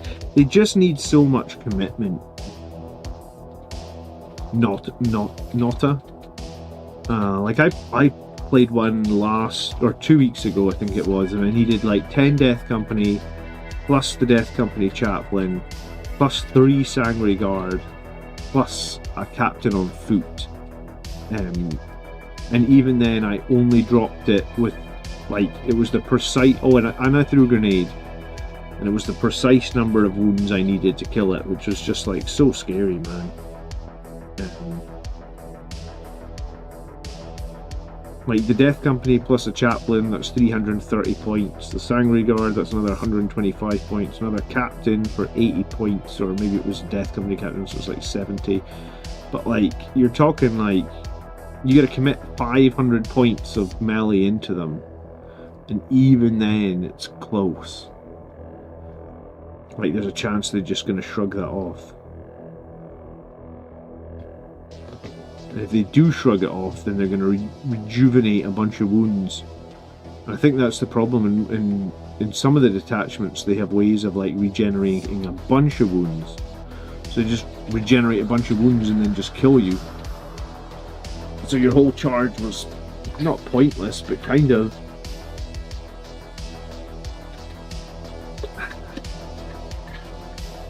scary, man. I really wish that Blood Angels could have some sort of model like that, you know? Like, I guess that's the problem with our Primarch being dead.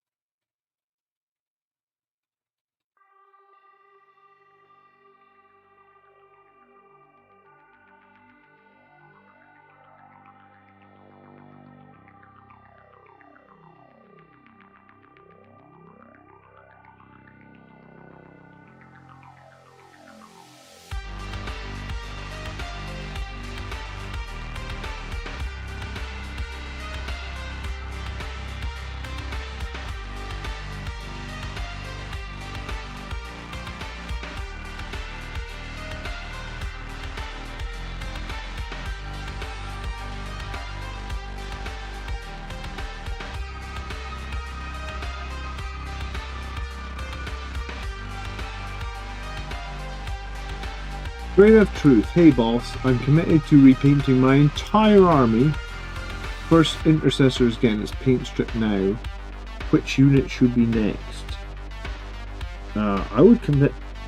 Yeah, I would pick the competitive units, man, like Sangre Guard and Death Company. But also, I'm not insane enough to strip my entire army. What's the reason for stripping it? You're just not happy with the old paint scheme?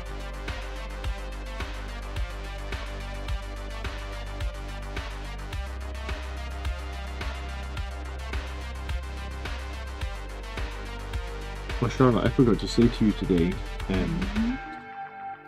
so we finished watching Return of the Jedi with Michael. The first time he's watched Return of the Jedi. Sure. He was a bit scared at the end when the Emperor was doing his lightning stuff. But like, you know, after... This is going to be a spoiler for anyone in chat that's not watched Return of the Jedi. I mean, it only came out in 1983, so if you've not watched it by now, I'm sorry for spoiling it. If you've not watched it, who are you? Yeah, like... But, oh, it was so cute. Michael's only 4, he does some very cute things. In our opinion. Yeah. Other people are like, no. So, you know, at the end, when they're like on the planet and the fireworks are all going off, Yeah. and like everybody's together, and Luke sees the... Is that when you've got that music? Yeah, with the Ewok music. Yeah. So like, you know, Luke's standing there and he sees like Obi-Wan, Yoda, and Anakin as like Force ghosts. Leia comes over, like behind Luke, and gives him a hug. And Michael, I don't know, it was absolutely priceless. He just goes, "Oh, Leia," because I guess like a minute ago, like he was worried about, you know, like because Michael gives you a running commentary, and he was like, "Darth Vader knows that he has a sister," you know, like it's super dramatic, like, you know, like, because it was like when he found out that, he's like shouting. because like at the end of Empire Strikes Back, when he was like, "No, Luke, I am your father," he's like, "He's his father." So it was really, really cute. I didn't know, like, up until that point in the movie, I didn't know he gave 2 shits about Princess Leia. But, like, when you said it, I was just like, oh my god, it was very cute. Well, he is cute. Justice for Yub Nub. Yeah. There's a... Did you see that there's a... Marius, there's a new Star Wars pod racer game coming out for PlayStation 5. I think it's called, like, Galactic Racer or something. I saw a trailer for it this week. Which is funny, it's like everything goes full circle, because I remember when, I feel like I remember when episode 1 came out. You know, Phantom Menace. and everybody thought Phantom Menace was basically a piece of shit. And I mean, it kind of was, but I mean, it had its moments, yeah.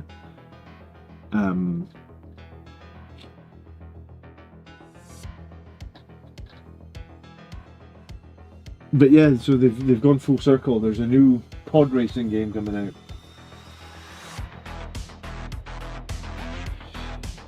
I enjoyed the N64. I didn't know it was on the N64. I played it in. I feel like I played it in an arcade or something.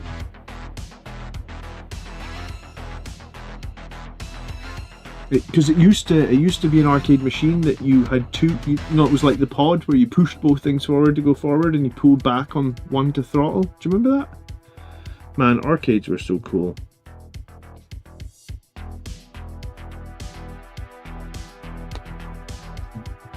Wait until people are nostalgic for the sequel trilogy.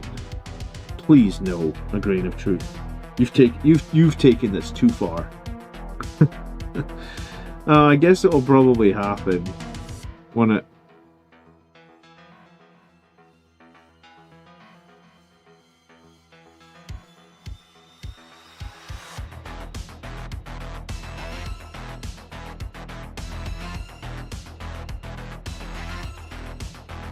Yeah, I mean, my kids quite like the sequels.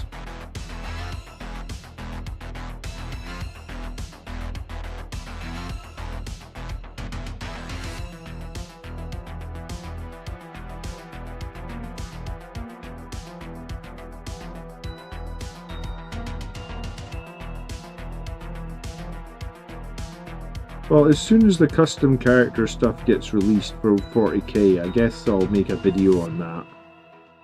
That'll be cool to have something new to look at, and I wonder how much customization we'll be able to do.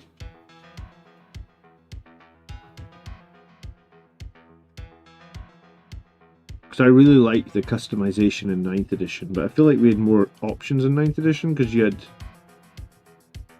I think in 9th edition I just really liked the captain on a bike. He was just a very versatile unit for us. But then Smash captains were really good in 9th edition as well, so guess we'll find out.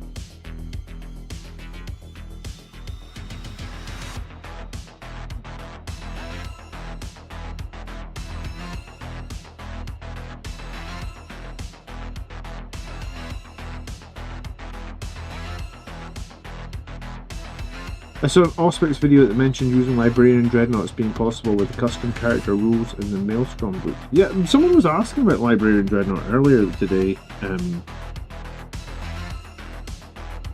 I didn't really know. I guess I don't think Auspex Tactics gets early videos from Games Workshop or early rules. What's she asking? Put it back on grade. Go to sleep. Yeah, you wouldn't know it was off if you'd actually gone to sleep.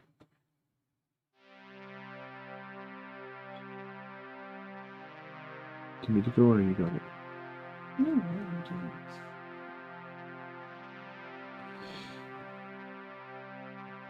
I mean, a smart life or something. They do let you do some custom stuff towards the end of every edition, don't they?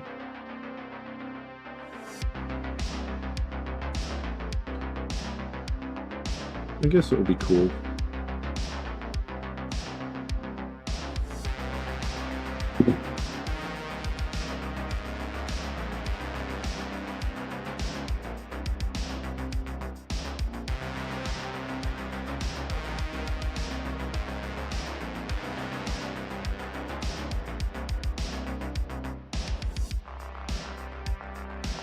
But yeah, no, so I guess I'll need to try and find the leaked rules. Apparently some people are saying they're on Discord, so I guess I'll have a look tomorrow at the Discord rules, and then I guess as soon as I can make some sort of content around it, I'll make a video.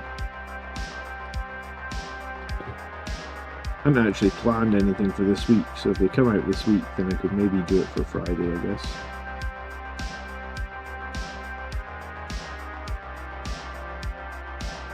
Auspex must be getting his information secondhand though, because like I said, I don't think, unless I'm missing something, I don't think he gets like the preview copies sent to him. I mean, he's big enough where someone probably leaks it to him directly, but I don't think he gets them from Games Workshop.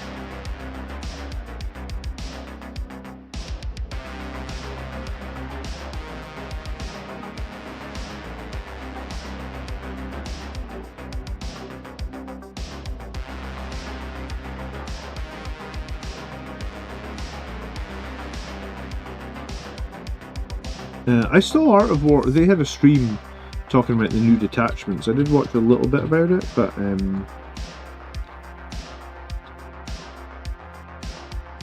sometimes I feel like Art of War or like, I was gonna say they're like above my pay grade. They talk about things at such a competitive level. Like sometimes I feel like it's not relevant to me.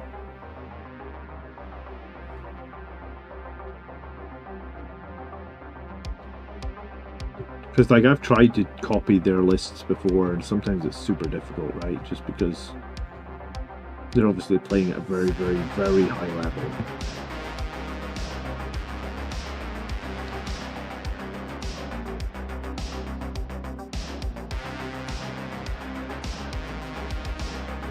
I saw that one of the new detachments is basically Chaos Ultramarines. They basically have the doctrine rules from Ultramarines. I don't know how people feel about that. I don't think people were super excited. People honestly probably thought it's a bit lazy.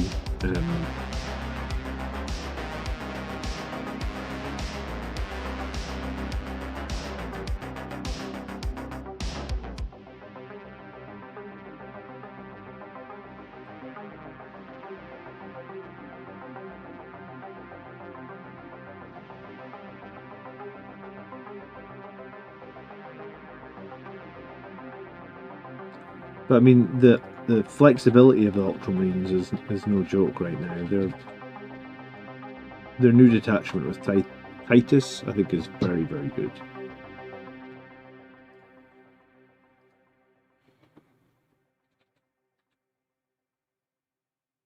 I thought it was nightmarish to play against.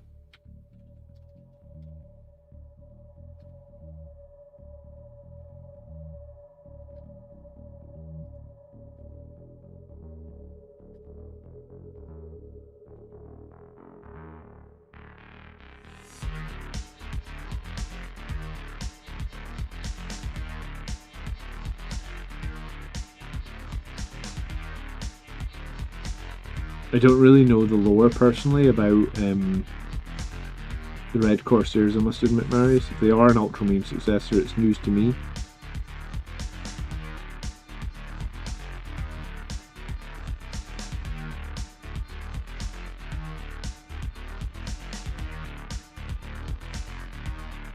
Is your computer giving you a hard time, love? Yeah, can't talk about that. Even know what the password It'll be capital. No, don't say it out Yeah, loud I'm not going to. your whole screen. But yeah, I know that. I put that in. Don't even... Why is it doing that thing? Tried an exclamation point earlier.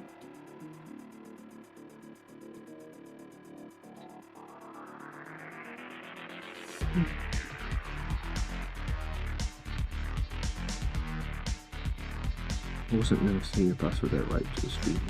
What? Just leave it.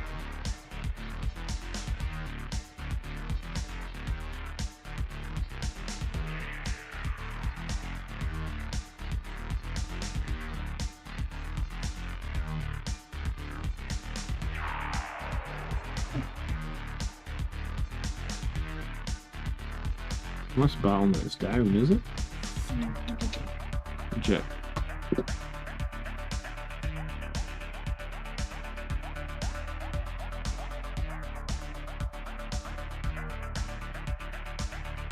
Logged in. Okay for me. Wait, just move on.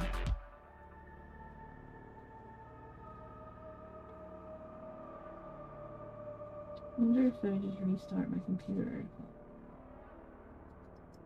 Yeah, give it a reboot. Or some Windows update. Oh, we'll do your Windows update. It's probably some junk.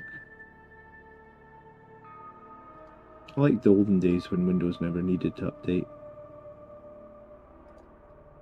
Now it seems like every week there's a Windows update.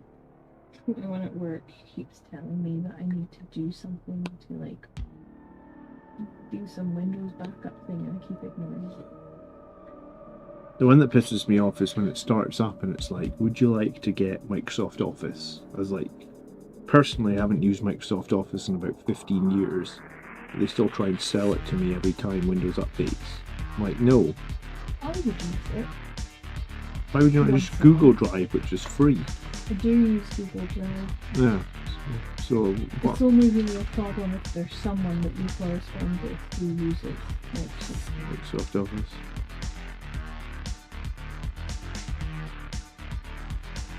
Or if some report that you've done, you output it in Excel.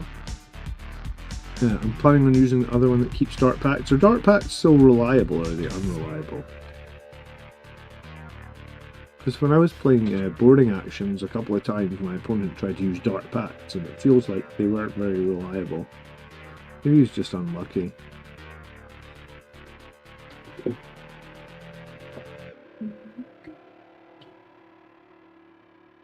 feel like you always have problems logging into things. Well, thank you. I didn't mean it as a compliment. I know. Cool. They're not reliable, but they're fun. No, fair enough. I mean, why else are we here than to have fun, huh? Oh, you got it. Well, just wait a minute.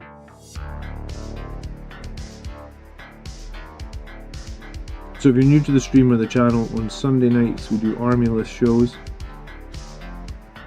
Where it was a Windows update.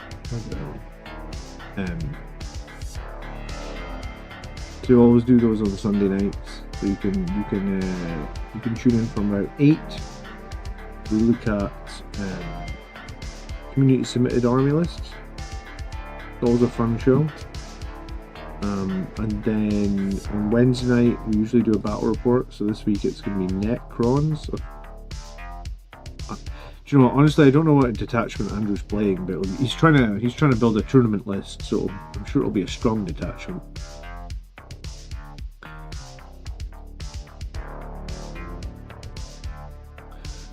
And then usually on Fridays we have our weekly tactics video. So I'll have to figure out what that is this week. If there's custom characters we can build, I'd definitely like to do a video about that. Maybe if I can get all the leaks together, I can do a video about it. I feel like it's been ages since I've done a video about leaks and stuff like that.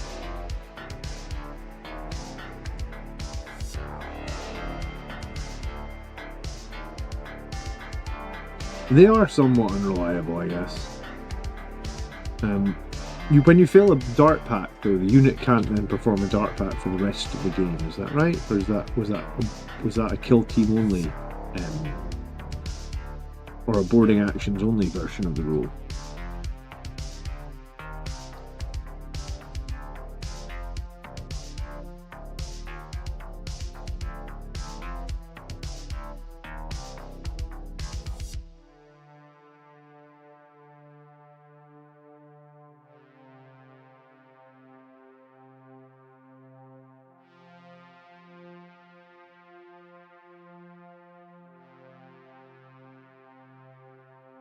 Yeah, maybe it worked. Maybe the boarding actions detachment is slightly different.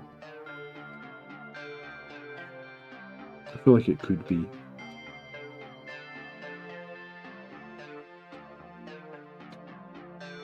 I feel like I haven't played enough boarding actions this edition again. I mean, we did get all the rules, but I guess most people end up just playing 2,000 point battles. I feel like next edition I should definitely try and play a few 1,000 point battles on the channel, just to get started.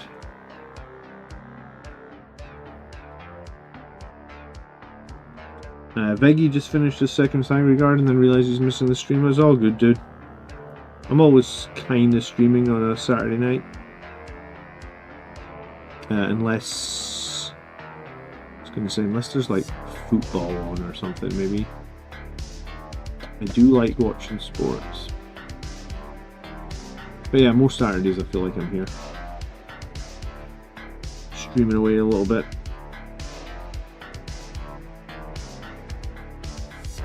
I'm very motivated at the moment with my paint. Like, I just feel like I've got a lot to paint, or a lot that I want to get painted for the new edition coming up, right? Like, so I just want to finish a lot of half-finished models.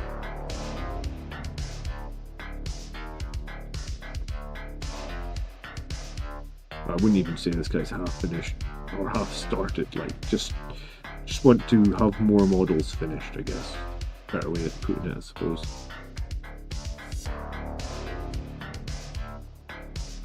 But yeah, congrats on finishing your second Sangre Guard. I must have, like, I just finished 30 of the Firstborn ones when they released the Primaris ones. I haven't finished any Primaris ones.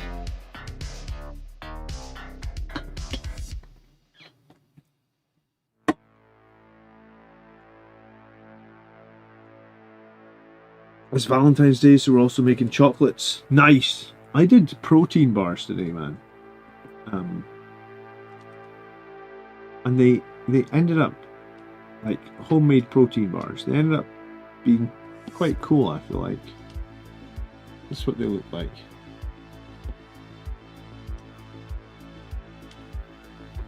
I made 16 of them.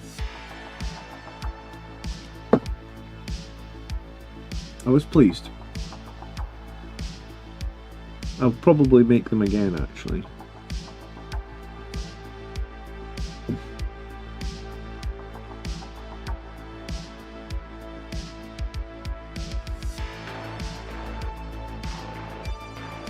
I like the gun show thumbnail. Yeah. Thanks, Antonio. I almost put my thumbnail as the picture of the protein bars. But then I thought people would maybe be like, where's the baking stream?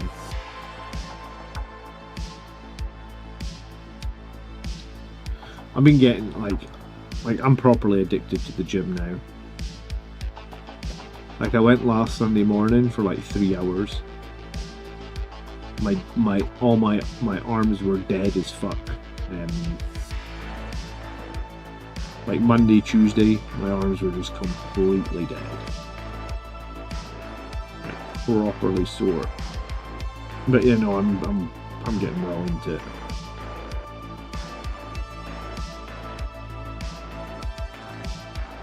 Baking Commander, yeah, I mean, my wife did most of the baking. I chopped up some chocolate. I decorated the top of the protein bars with coconut sprinkles, and then I provided the recipe and stuff. Cooking would be thematic edition, yeah, maybe. Maybe we do a cooking stream. You want to do a cooking stream sometime, Charlotte? Maybe. You don't get too angry with me when we're cooking, do we? Was I helpful today? No? You were quite helpful. Quite helpful? Well, it was better than trying to cook for the kids. Oh, that's high praise. I'm more useful than a 4-year-old. I'm drinking tonight, but I need to start fresh on Monday. Yeah, I mean, everybody needs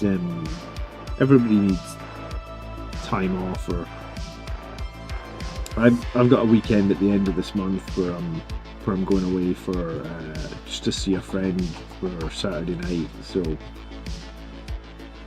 that's going to be a proper cheat night for me. You know, like, it's funny actually, because my friends will be excited to get away from their wives and drink alcohol. I'll just be excited to eat crisps because I've been trying to be so healthy. Like, they're like, oh yeah, we'll have beers and stuff. I was like, I don't give a shit about beers, but like, what crisps are we gonna have, you know? Like, because I'm gonna eat like a whole packet that is for sharing, just for myself, right? That's the plan. Gains for the Primarch, exactly. I don't know if I want to do workouts Do you know what? The last workout stream I did, Marius, was like over a year ago. It was like 14 months ago now. So I feel like my stream would be a lot better, but I still feel like I've got a lot to go. Like, I feel like I need to work out for like another year before I'm going to be happy with where I'm at.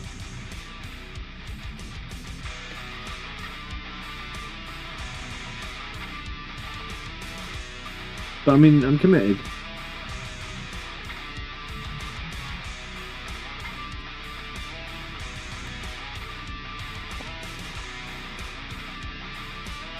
The crazy loud song has come on again. Oh. I'll skip it. Thanks, Marius.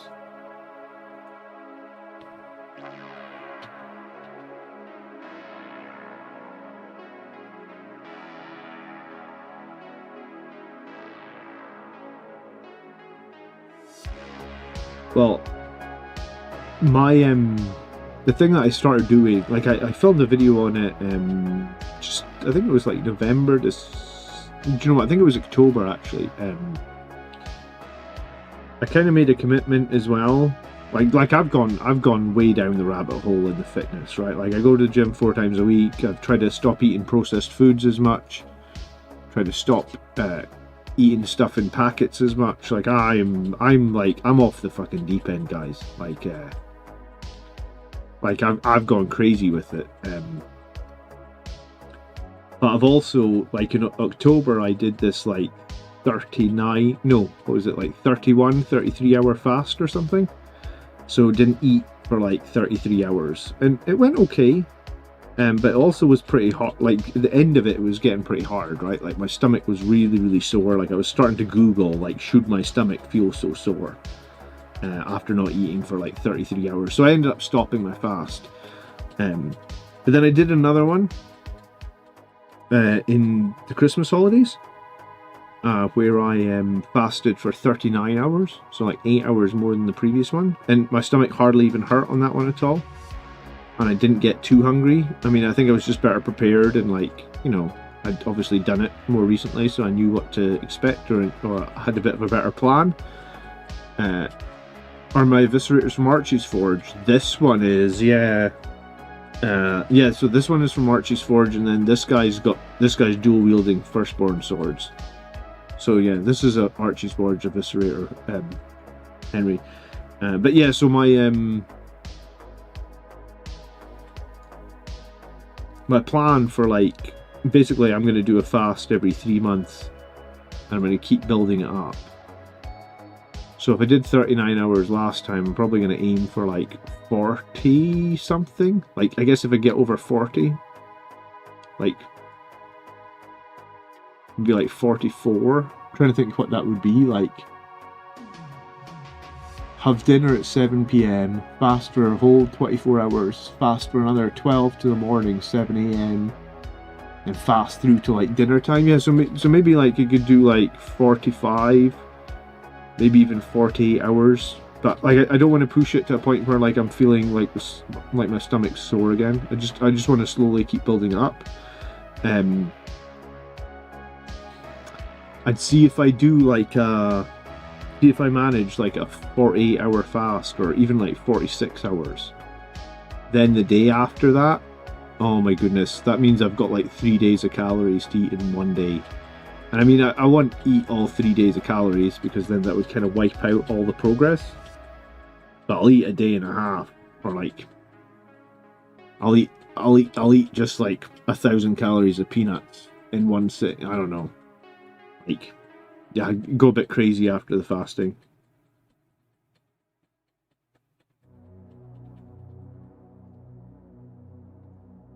But yeah, the fasting's good for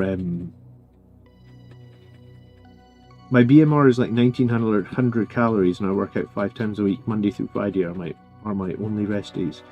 What do you mean BMR is 1,900? Do you mean like what you need to eat for maintenance BMR? I don't know what that means, sorry.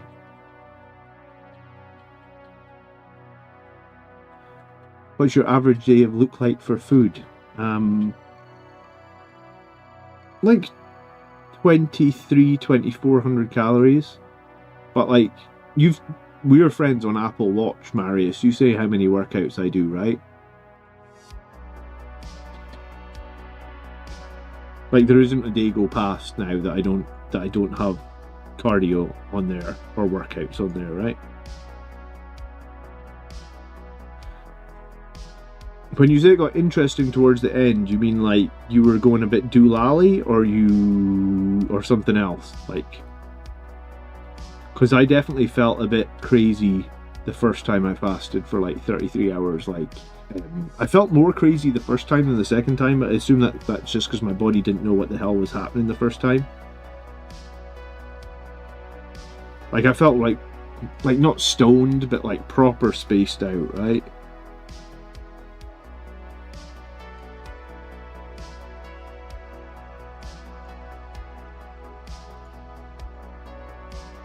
Maybe you know when you get like overtired and you find everything funny, like you've been up too long or something. Maybe it sort of felt maybe a bit like that, like just I wasn't quite with it, or I was a bit discombobulated or something.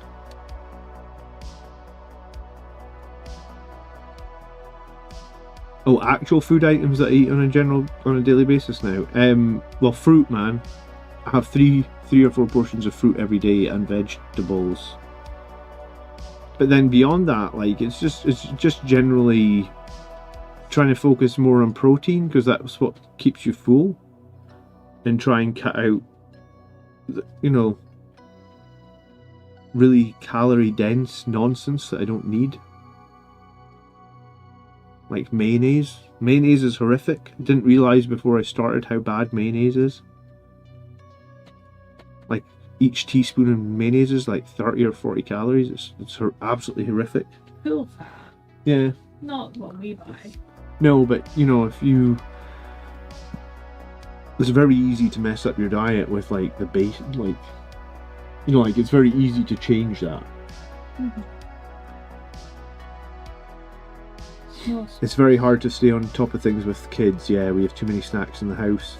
Yeah, that's why I've been finding the calorie tracker really good, Antonius, because I've got an app. I can share it with you if you want. Now, where I can track. You just scan the barcode and it puts the calories in, and you just have a daily amount of calories. So I don't limit myself in terms of like, if I want to eat some chocolate, I'll just eat some chocolate. But I just know that like 1 square of chocolate is about the same as a half an apple. So if I've only got, let's say, 100 calories left, and I can have like 1.5 squares of chocolate, or I can have an apple, and I'm already really hungry, then I'll probably just go for the apple, because you'd be like, well, if I have this chocolate, I'm just going to have to spend the whole evening feeling like I'm hungry. Because obviously 1.5 squares of chocolate is not very filling, right? Whereas an apple is a bit more filling. Calorie dense nonsense is my grunge band. Nice. Are you serious?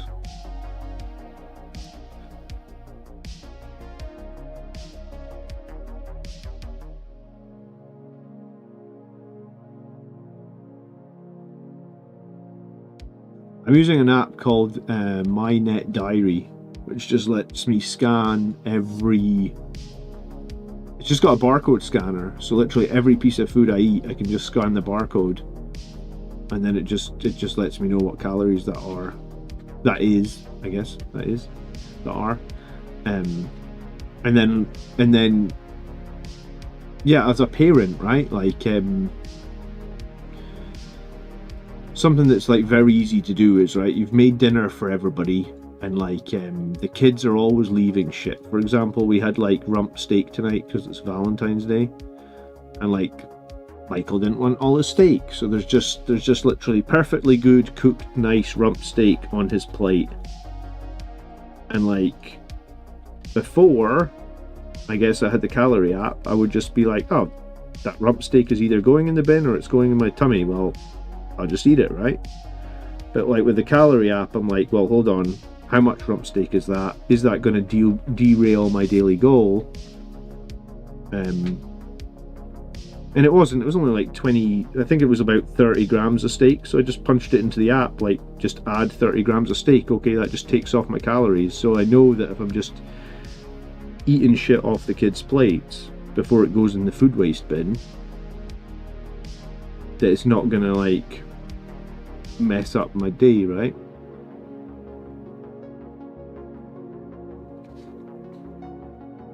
FitnessPal used to have the barcode scanner for free, but now they make you pay for that. Ugh. Well, my Net2 Diary has it for free. I'll send you a link after the stream to download it, or you can literally find it yourself. But it has the barcode. It's obnoxious with how many times it pops up asking me to pay for it, but I don't pay. You don't have to pay for it.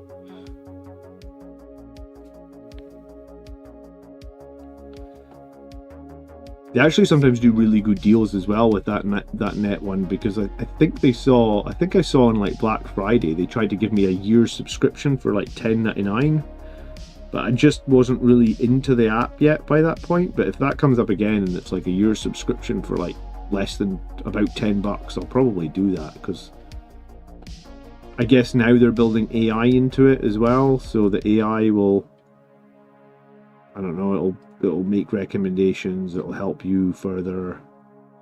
Apparently you're more likely to lose weight if you subscribe somehow, because there must be some sort of feature that helps.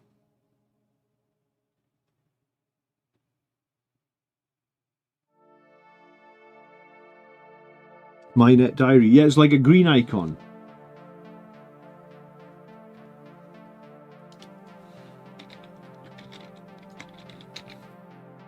Yeah, it's like a green apple with a measuring tape around it. We'll save money on apps and you'll pay more for RAM. Yeah. Or graphics cards, man, huh?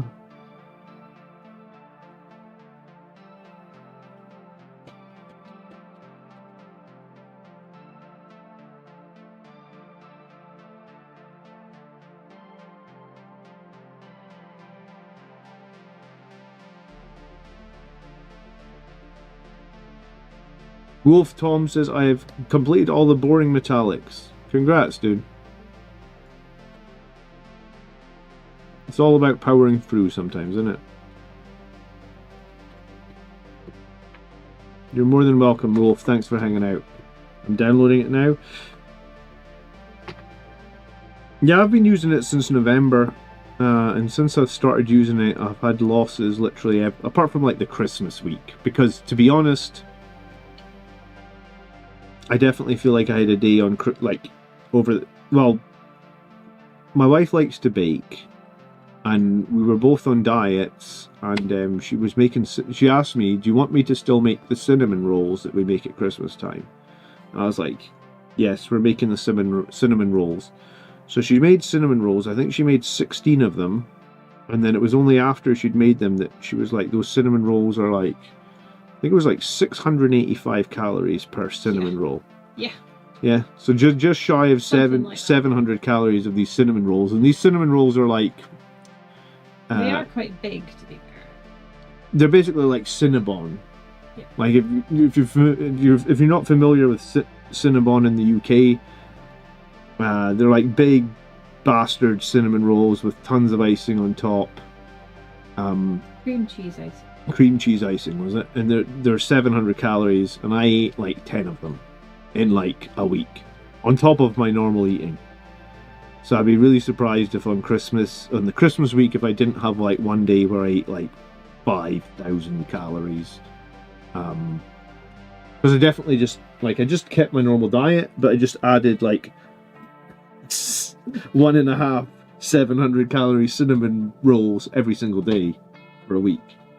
You just added like 1,000 calories every day, basically. Well, that was, yeah, I added 1,000 calories of cinnamon rolls every day, but then there was the Christmas chocolate in the house, and I wasn't tracking at all the Christmas week. Frankly, was not yours.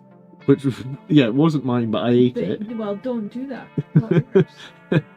It's not that hard. If it's not yours, don't eat it. Christmas chocolate in this house. No. I don't eat your chocolate. Okay, but I'm just telling you. No, but I'm telling you. in this house. I don't eat your food. In this house. Christmas chocolate. No. In this house, we respect each other's boundaries. Don't touch my fucking chocolate. You know that I can't do that You in can. Christmas week. No. Touch my chocolate and die.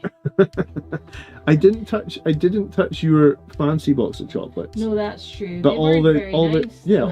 all the random, like, whatever all you the call them, ones that I actually heroes liked, and celebrations. They were the kids. They weren't yours. Well, They were for our the kids can't have all that chocolate anyway. Yeah, but I could have eaten it as well. But you ate it all. You greedy bastard. So I ate all that, and then there was crisps as well. Yeah. And then there was Christmas nuts. Cheese. And there was those pretzel things you bought. Cheese. So, yeah, for the Christmas week, I probably... Like, I think I put on like £5 on the Christmas week. Which is nothing, really, considering what you ate. Yeah, I mean, maybe got off a little bit lightly, considering how much I ate for the Christmas week. Yeah, and Antonia says it's the adult's house, so the chocolate technically belongs to the adults. She's correct. You're incorrect. The thing you don't know is John does this with every chocolate the kids ever get. Easter eggs. Yeah, I do eat. Birthday things. Well, John eats their chocolates. I don't anymore, but You do though. You just proved it at Christmas. What do you mean I don't anymore? Well, because I'm on my tracking now. Right, let's see what happens at Easter. I am on my tracking now. We'll find out. We'll find out. If you're on your bullshit at Easter.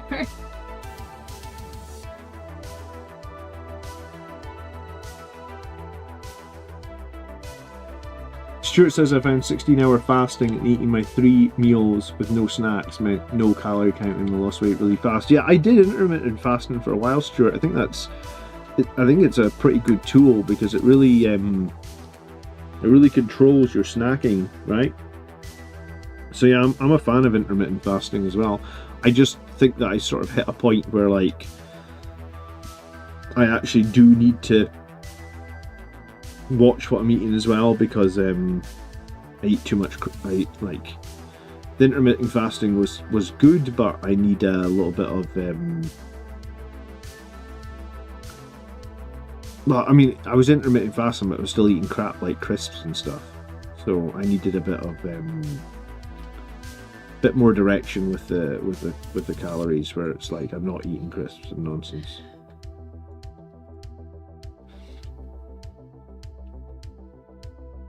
You're a monster. How can you steal the kids' chocolates? Thank you. Dude, he is a monster. The kids get too much chocolate bought for them. They can't eat it all. It would be unhealthy for our kids to eat all that chocolate. Therefore, you're helping them. Therefore, I'm doing them a favor. Things that were. Well, they didn't even know that they had it, so. They did. Well, they just are not old enough yet to realise how much of it you've eaten. Okay. That time is coming. You'll have to stop.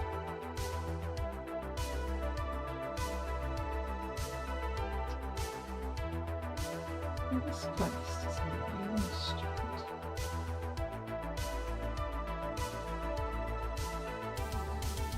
strange. One of my viewers, Johan, says I'm 18 and my dad still steals my Twix bars every so often. There you go. I feel like that's a dad's prerogative. No. Dad paid for your Warhammer. Dad paid for your PlayStation or whatever else you have. Dad pays for the television. Dad pays for the internet. No. Dad is allowed, if he wants, a Twix bar. No. Yes. No. Yes.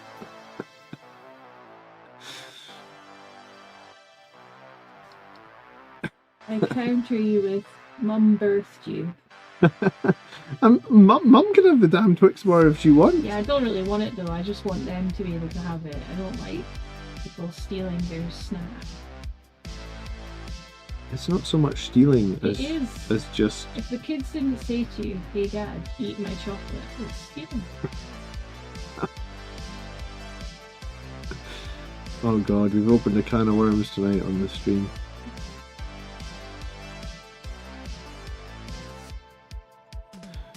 And I don't care who agrees with me. I think I'm right about it. Well, Marius says there's such a thing in his house called the daddy tax. No. And I think we should implement that and get Marius, you're a monster.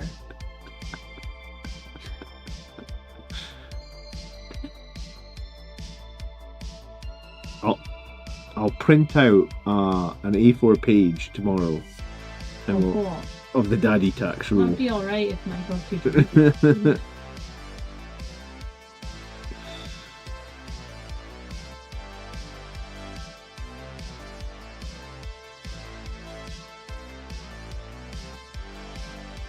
My wife tells me the same stuff. Just because it hasn't been eaten doesn't mean you get it. Yeah. Or better yet, just because it's in the house, it doesn't mean that you have to eat it. Man. Well, like I said, it's only Christmas now because I'm tracking calories. I'm not doing any more cheat weeks. Okay. Well, until we'll I hit see. my weight goal, and or we get to next Christmas and somehow I still haven't hit my weight goal. I mean, I might have a cheat week, but I feel like I've got, since I started prioritizing protein, I feel like I've not had the same like horrible hunger that I was getting before, you know? Like I feel like I can probably reach my goal. Where for a while there I was feeling like I possibly couldn't reach my goal.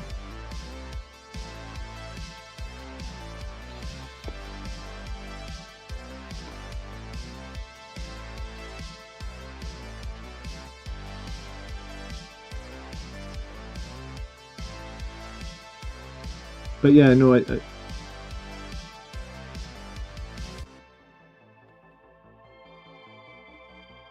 all this talking about food is actually making me hungry, you know that? I didn't think I was hungry either.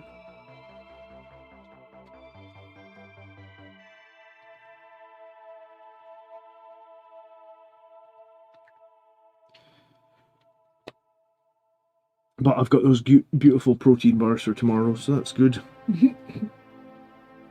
No, they're good. I'm pleased with them. They are nice. I liked the one that I tried. If anyone wants the video link / recipe for the protein bars that I make, let me know. I'll put it in Discord. They actually weren't hard to make either. Nice. No, all you really need is a blender, right? But I mean, you could have mixed it by hand, I suppose. Yeah, I think next time I probably wouldn't use the blender to be. Oh really? Yeah, because Did it makes it too fine? no, I just thought that when you were adding the water to bring it together into a dough, it didn't really do that, you know. It wasn't until I took it out of the blender and mixed it by hand that it came That it became the dough. exactly. Hello, Miguel. Good evening. Post it. Well, I'll post it. It was I'll put it in the Let's Move room or something. They look really nice though, and do you know what? The bars were nice. Because I've been eating like store-bought protein bars for like probably like 6 months, maybe longer actually. And I thought that they taste less like the store-bought protein bars taste pretty artificial. Well, they right? are. Yeah, they have a. It's hard to it's hard to describe the taste, but chocolate protein bars that are like on the shelves, they have this weird artificial protein taste. It's the same as if you buy like a protein cookie, right? You know the taste I'm talking about? Any tips on how to paint flesh tearers? I'd probably start with like a dark spray, man. Like sanguine red or something. Grav Captain is the best unit confirmed. Stuart says the alpha of the house gets his fill first. It's nature, baby. Me then. It's not you. Kind of a. You think it's you. This place would fucking fall apart if it wasn't for me. I was going to say the world would burn if it wasn't for you. This whole home would fall apart. Ruined. This is what the bars look like, man. Let me show you. I got 2 pictures. You show them the beautiful protein bars that I made. That was when they're like solidified into bars, and then that was when they were like on the drying rack. Well, the goji berries are photographed really orange, haven't they? Yeah, the lighting in our kitchen must be quite yellow. But no, it was by a YouTube channel called The Good Doctor or something like that. I've got the video. I watched the video that was advertised to me, and then we made the bars. Chocolate protein bars taste like bricks. Sometimes, yeah. It depends what one, but yeah, there is protein Some of them bars taste do like have a taste, man. cardboard bricks. Yeah, it depends on which brand. I like the Warrior Crunch ones, they're alright. The grenade ones are alright. But then some of them, they can be so expensive. We need to work out how much that cost, love, because it made 16 bars. So, you know, like 16, like they're £2 or £3 a bar. Yeah, it's cheaper than It's buying. way cheaper than buying it. It's not quite. But it is higher in calories for less protein. Yeah, but the protein was still good. Yeah, but one bar was like... Well, one bar was like 60. So one bar was about 300 calories for like 12 or 13 grams of protein. I mean, it's not... Versus under 300 calories for 20 grams. Yeah, but here's the thing. I'm not always needing 20 grams of protein. No, sometimes I am. Are you?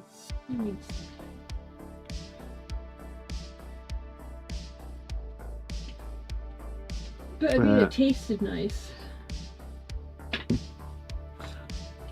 I must admit, I buy out-of-date protein bars, Joanne, because the out-of-date ones are absolutely fine for eating. It's only best before, right? It's not a use-by date. And sometimes the out-of-date ones are like a third of the price. I generally try not to pay more than £1 a bar, or yeah. Can usually find out-of-date bars for about 75p a bar. And I mean, I've been eating out-of-date bars for months. There's nothing wrong with them. You don't drop the model.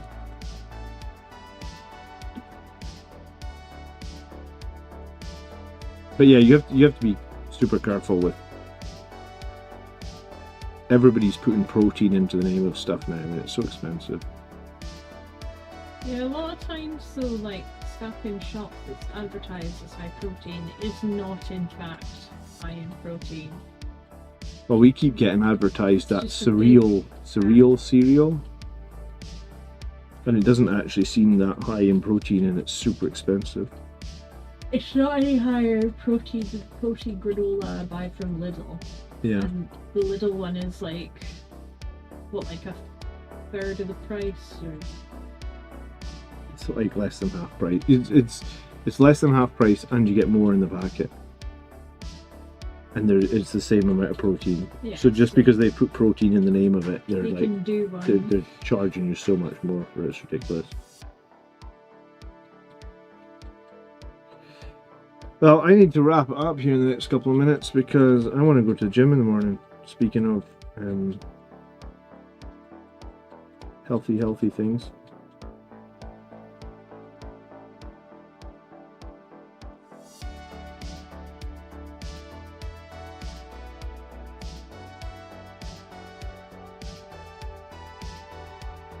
I'm shocked to hear that capitalists lie to us. Yeah, very shocked, right? How dare they? Why would they?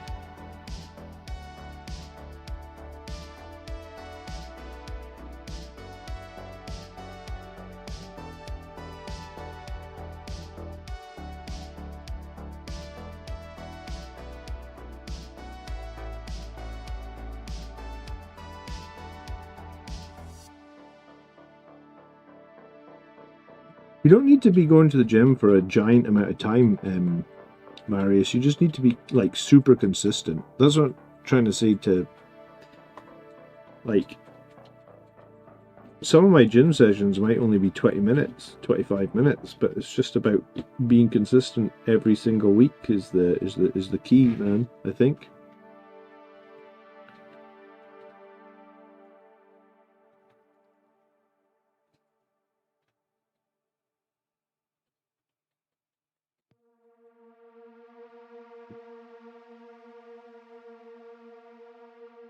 Taking me so long to kill this thing, I'm getting cramp in my hand from pressing the button. What are you killing? A Yeti? Something. An aberration, it says. Reflect the hunger. Is it a boss? No. I haven't missed a session since I set it up from help from you last month. Good for you, man. Keep it going.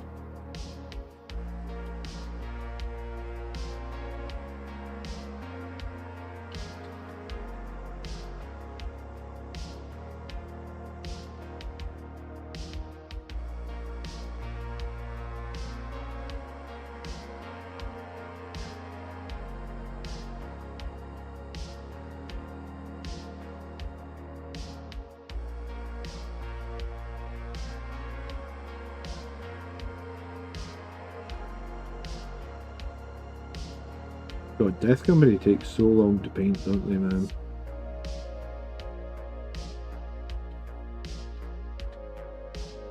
Maybe I put too many colours. I feel like I don't even do that many colours, just take forever.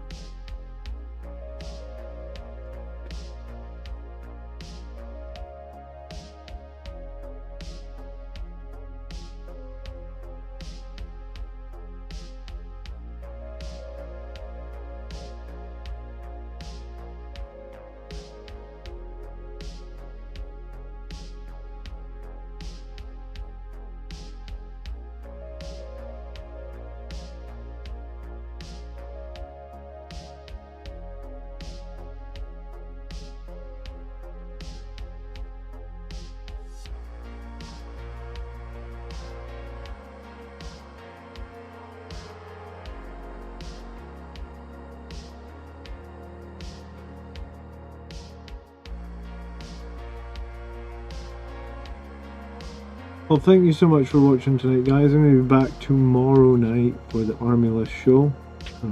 Usually kicks off just sometime around maybe like 8:15 UK time. So it'll be like 3:15 Eastern, I think. Usually like 5 hours difference. It might, the clocks might be different at the moment, but it's usually around when we kick off our Sunday night show.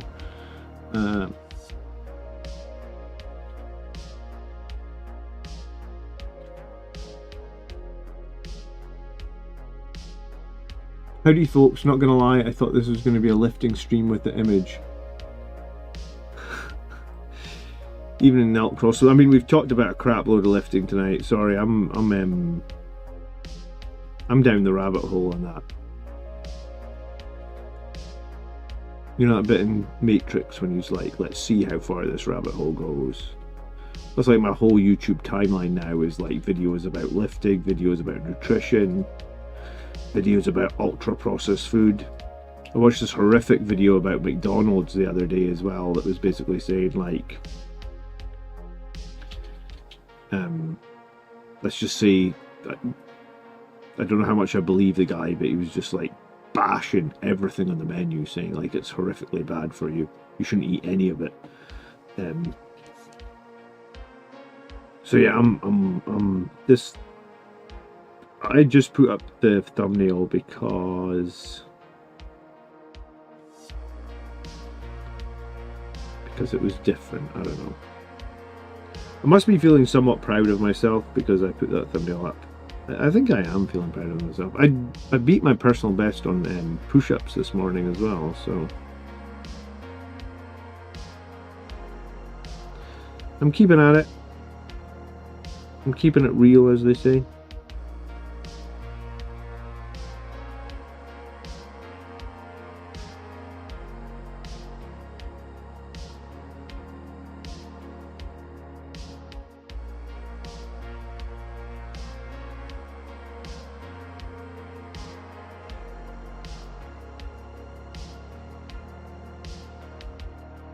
You know, mine is kind of child related as well, Nilcross, because before we had kids, I was in better shape. And I think, you know, it just comes down to how much free time you have, or, you know, like when you have kids, you start prioritizing different things.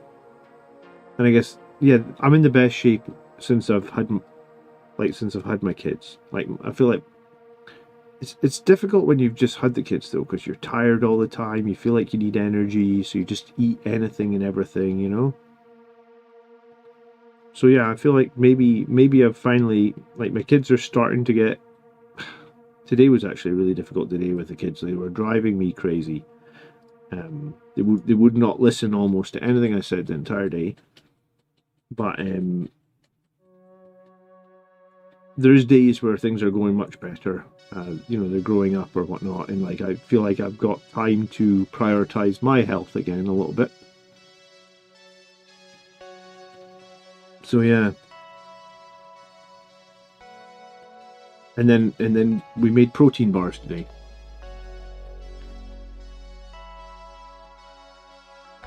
I'll have to change the channel name to Swall Commander. We've got a long way to go, Marius, but I appreciate that.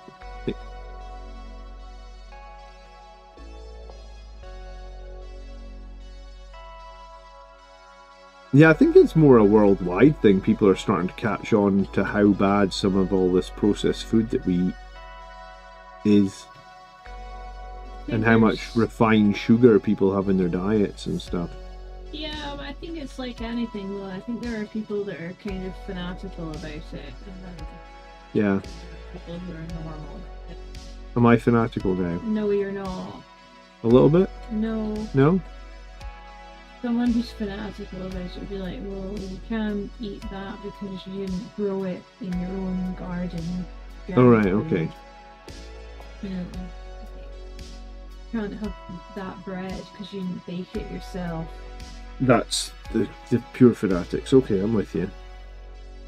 I definitely feel, though, that, like... I mean, sadly, there isn't always time for everything. Yeah, there isn't always time for everything. I was thinking about this, right? Annabella is 6. Sure. She's been to McDonald's once Mm-hmm. when we had to travel for like 10 hours on the road and we stopped at the McDonald's drive-thru. But that's it. She's only ever been to McDonald's once. Like, honestly, people look at me like we're all weirdos because our kids don't like takeaways. Yeah. Our kids don't like chippies. They don't like Chinese food. And they've never really had an Indian takeaway because we don't really have them. Yeah. And so everyone else thinks we're weirdos, or our kids are weirdos because they don't like that. Like, the only thing that they've ever really had is like a KFC. They like KFC, yeah. Like yeah. a handful of times. And they've had Burger King a couple of King, times. like twice when we've been out. Because they're still very fussy about it. Yeah. But they don't. I mean, they enjoyed McDonald's when we went, though. Yeah. Yeah. One of my friends is a big fan of cow hearts. Fair enough. Cow hearts. Is that a reference to McDonald's? I imagine it would be. Big time parent flex there. There you go. One time in 6 years. I mean, like, I'm not saying never. I'm just saying. I'm not saying there's anything wrong with it either. No. I just find it amusing that people think our kids are weirdos because they. Because we feed them Don't real. We care feel about a them. takeaway. We feed them real food. Because we've deprived them of takeaways. This is an old Billy Connolly stand-up. Yeah, maybe. My dad mentioned how much worse a McDonald's burger is now than it was when he was growing up. I think it's just these big, like, we talked a little bit about capitalism in the stream. They just want to squeeze their margins, right? So if they can get away, like, you remember that advert? And they maybe still do. I don't know if they still do this in the States, Antonius, but they did this thing in the UK where, like, the billboard they put up will say, like, McDonald's burgers 100% beef, right? That's what they say, right? They're 100% beef. But then, like, you look at the colour of beef, like any beef you would buy when it's cooked, and then you look at the colour of McDonald's burgers, and you're like, hold on a minute. These are completely different color. Like, these are grey. You know, like when you cook beef, it's usually like brownish. But the McDonald's burgers are like, they do have a tinge of grey about them, right? At least in the UK they do. I'm like, what beef do you buy that's 100% beef that goes grey? I don't know. Like I said, I'm way down the rabbit hole. Am I hearing a kid awake? Yes. Alright, good time to end. I'll deal with it, love. You're good. You're good. Alright, thanks for watching tonight, guys. We'll be back tomorrow.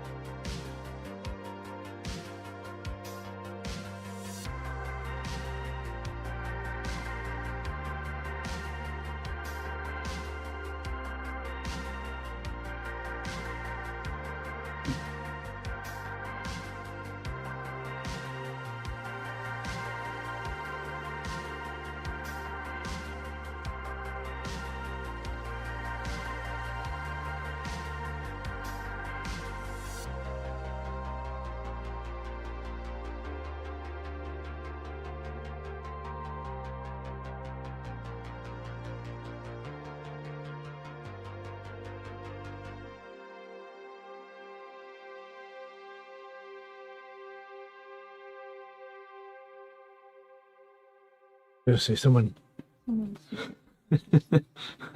Antonio, thank you so much for the super chat. 100% beef includes lips and arseholes, apparently. Oh, that does sound familiar now. Alright, good night, guys. We'll see you tomorrow night. Thank you for watching. Thank you for the super chat. Peace. He's asleep in your bed, by the way.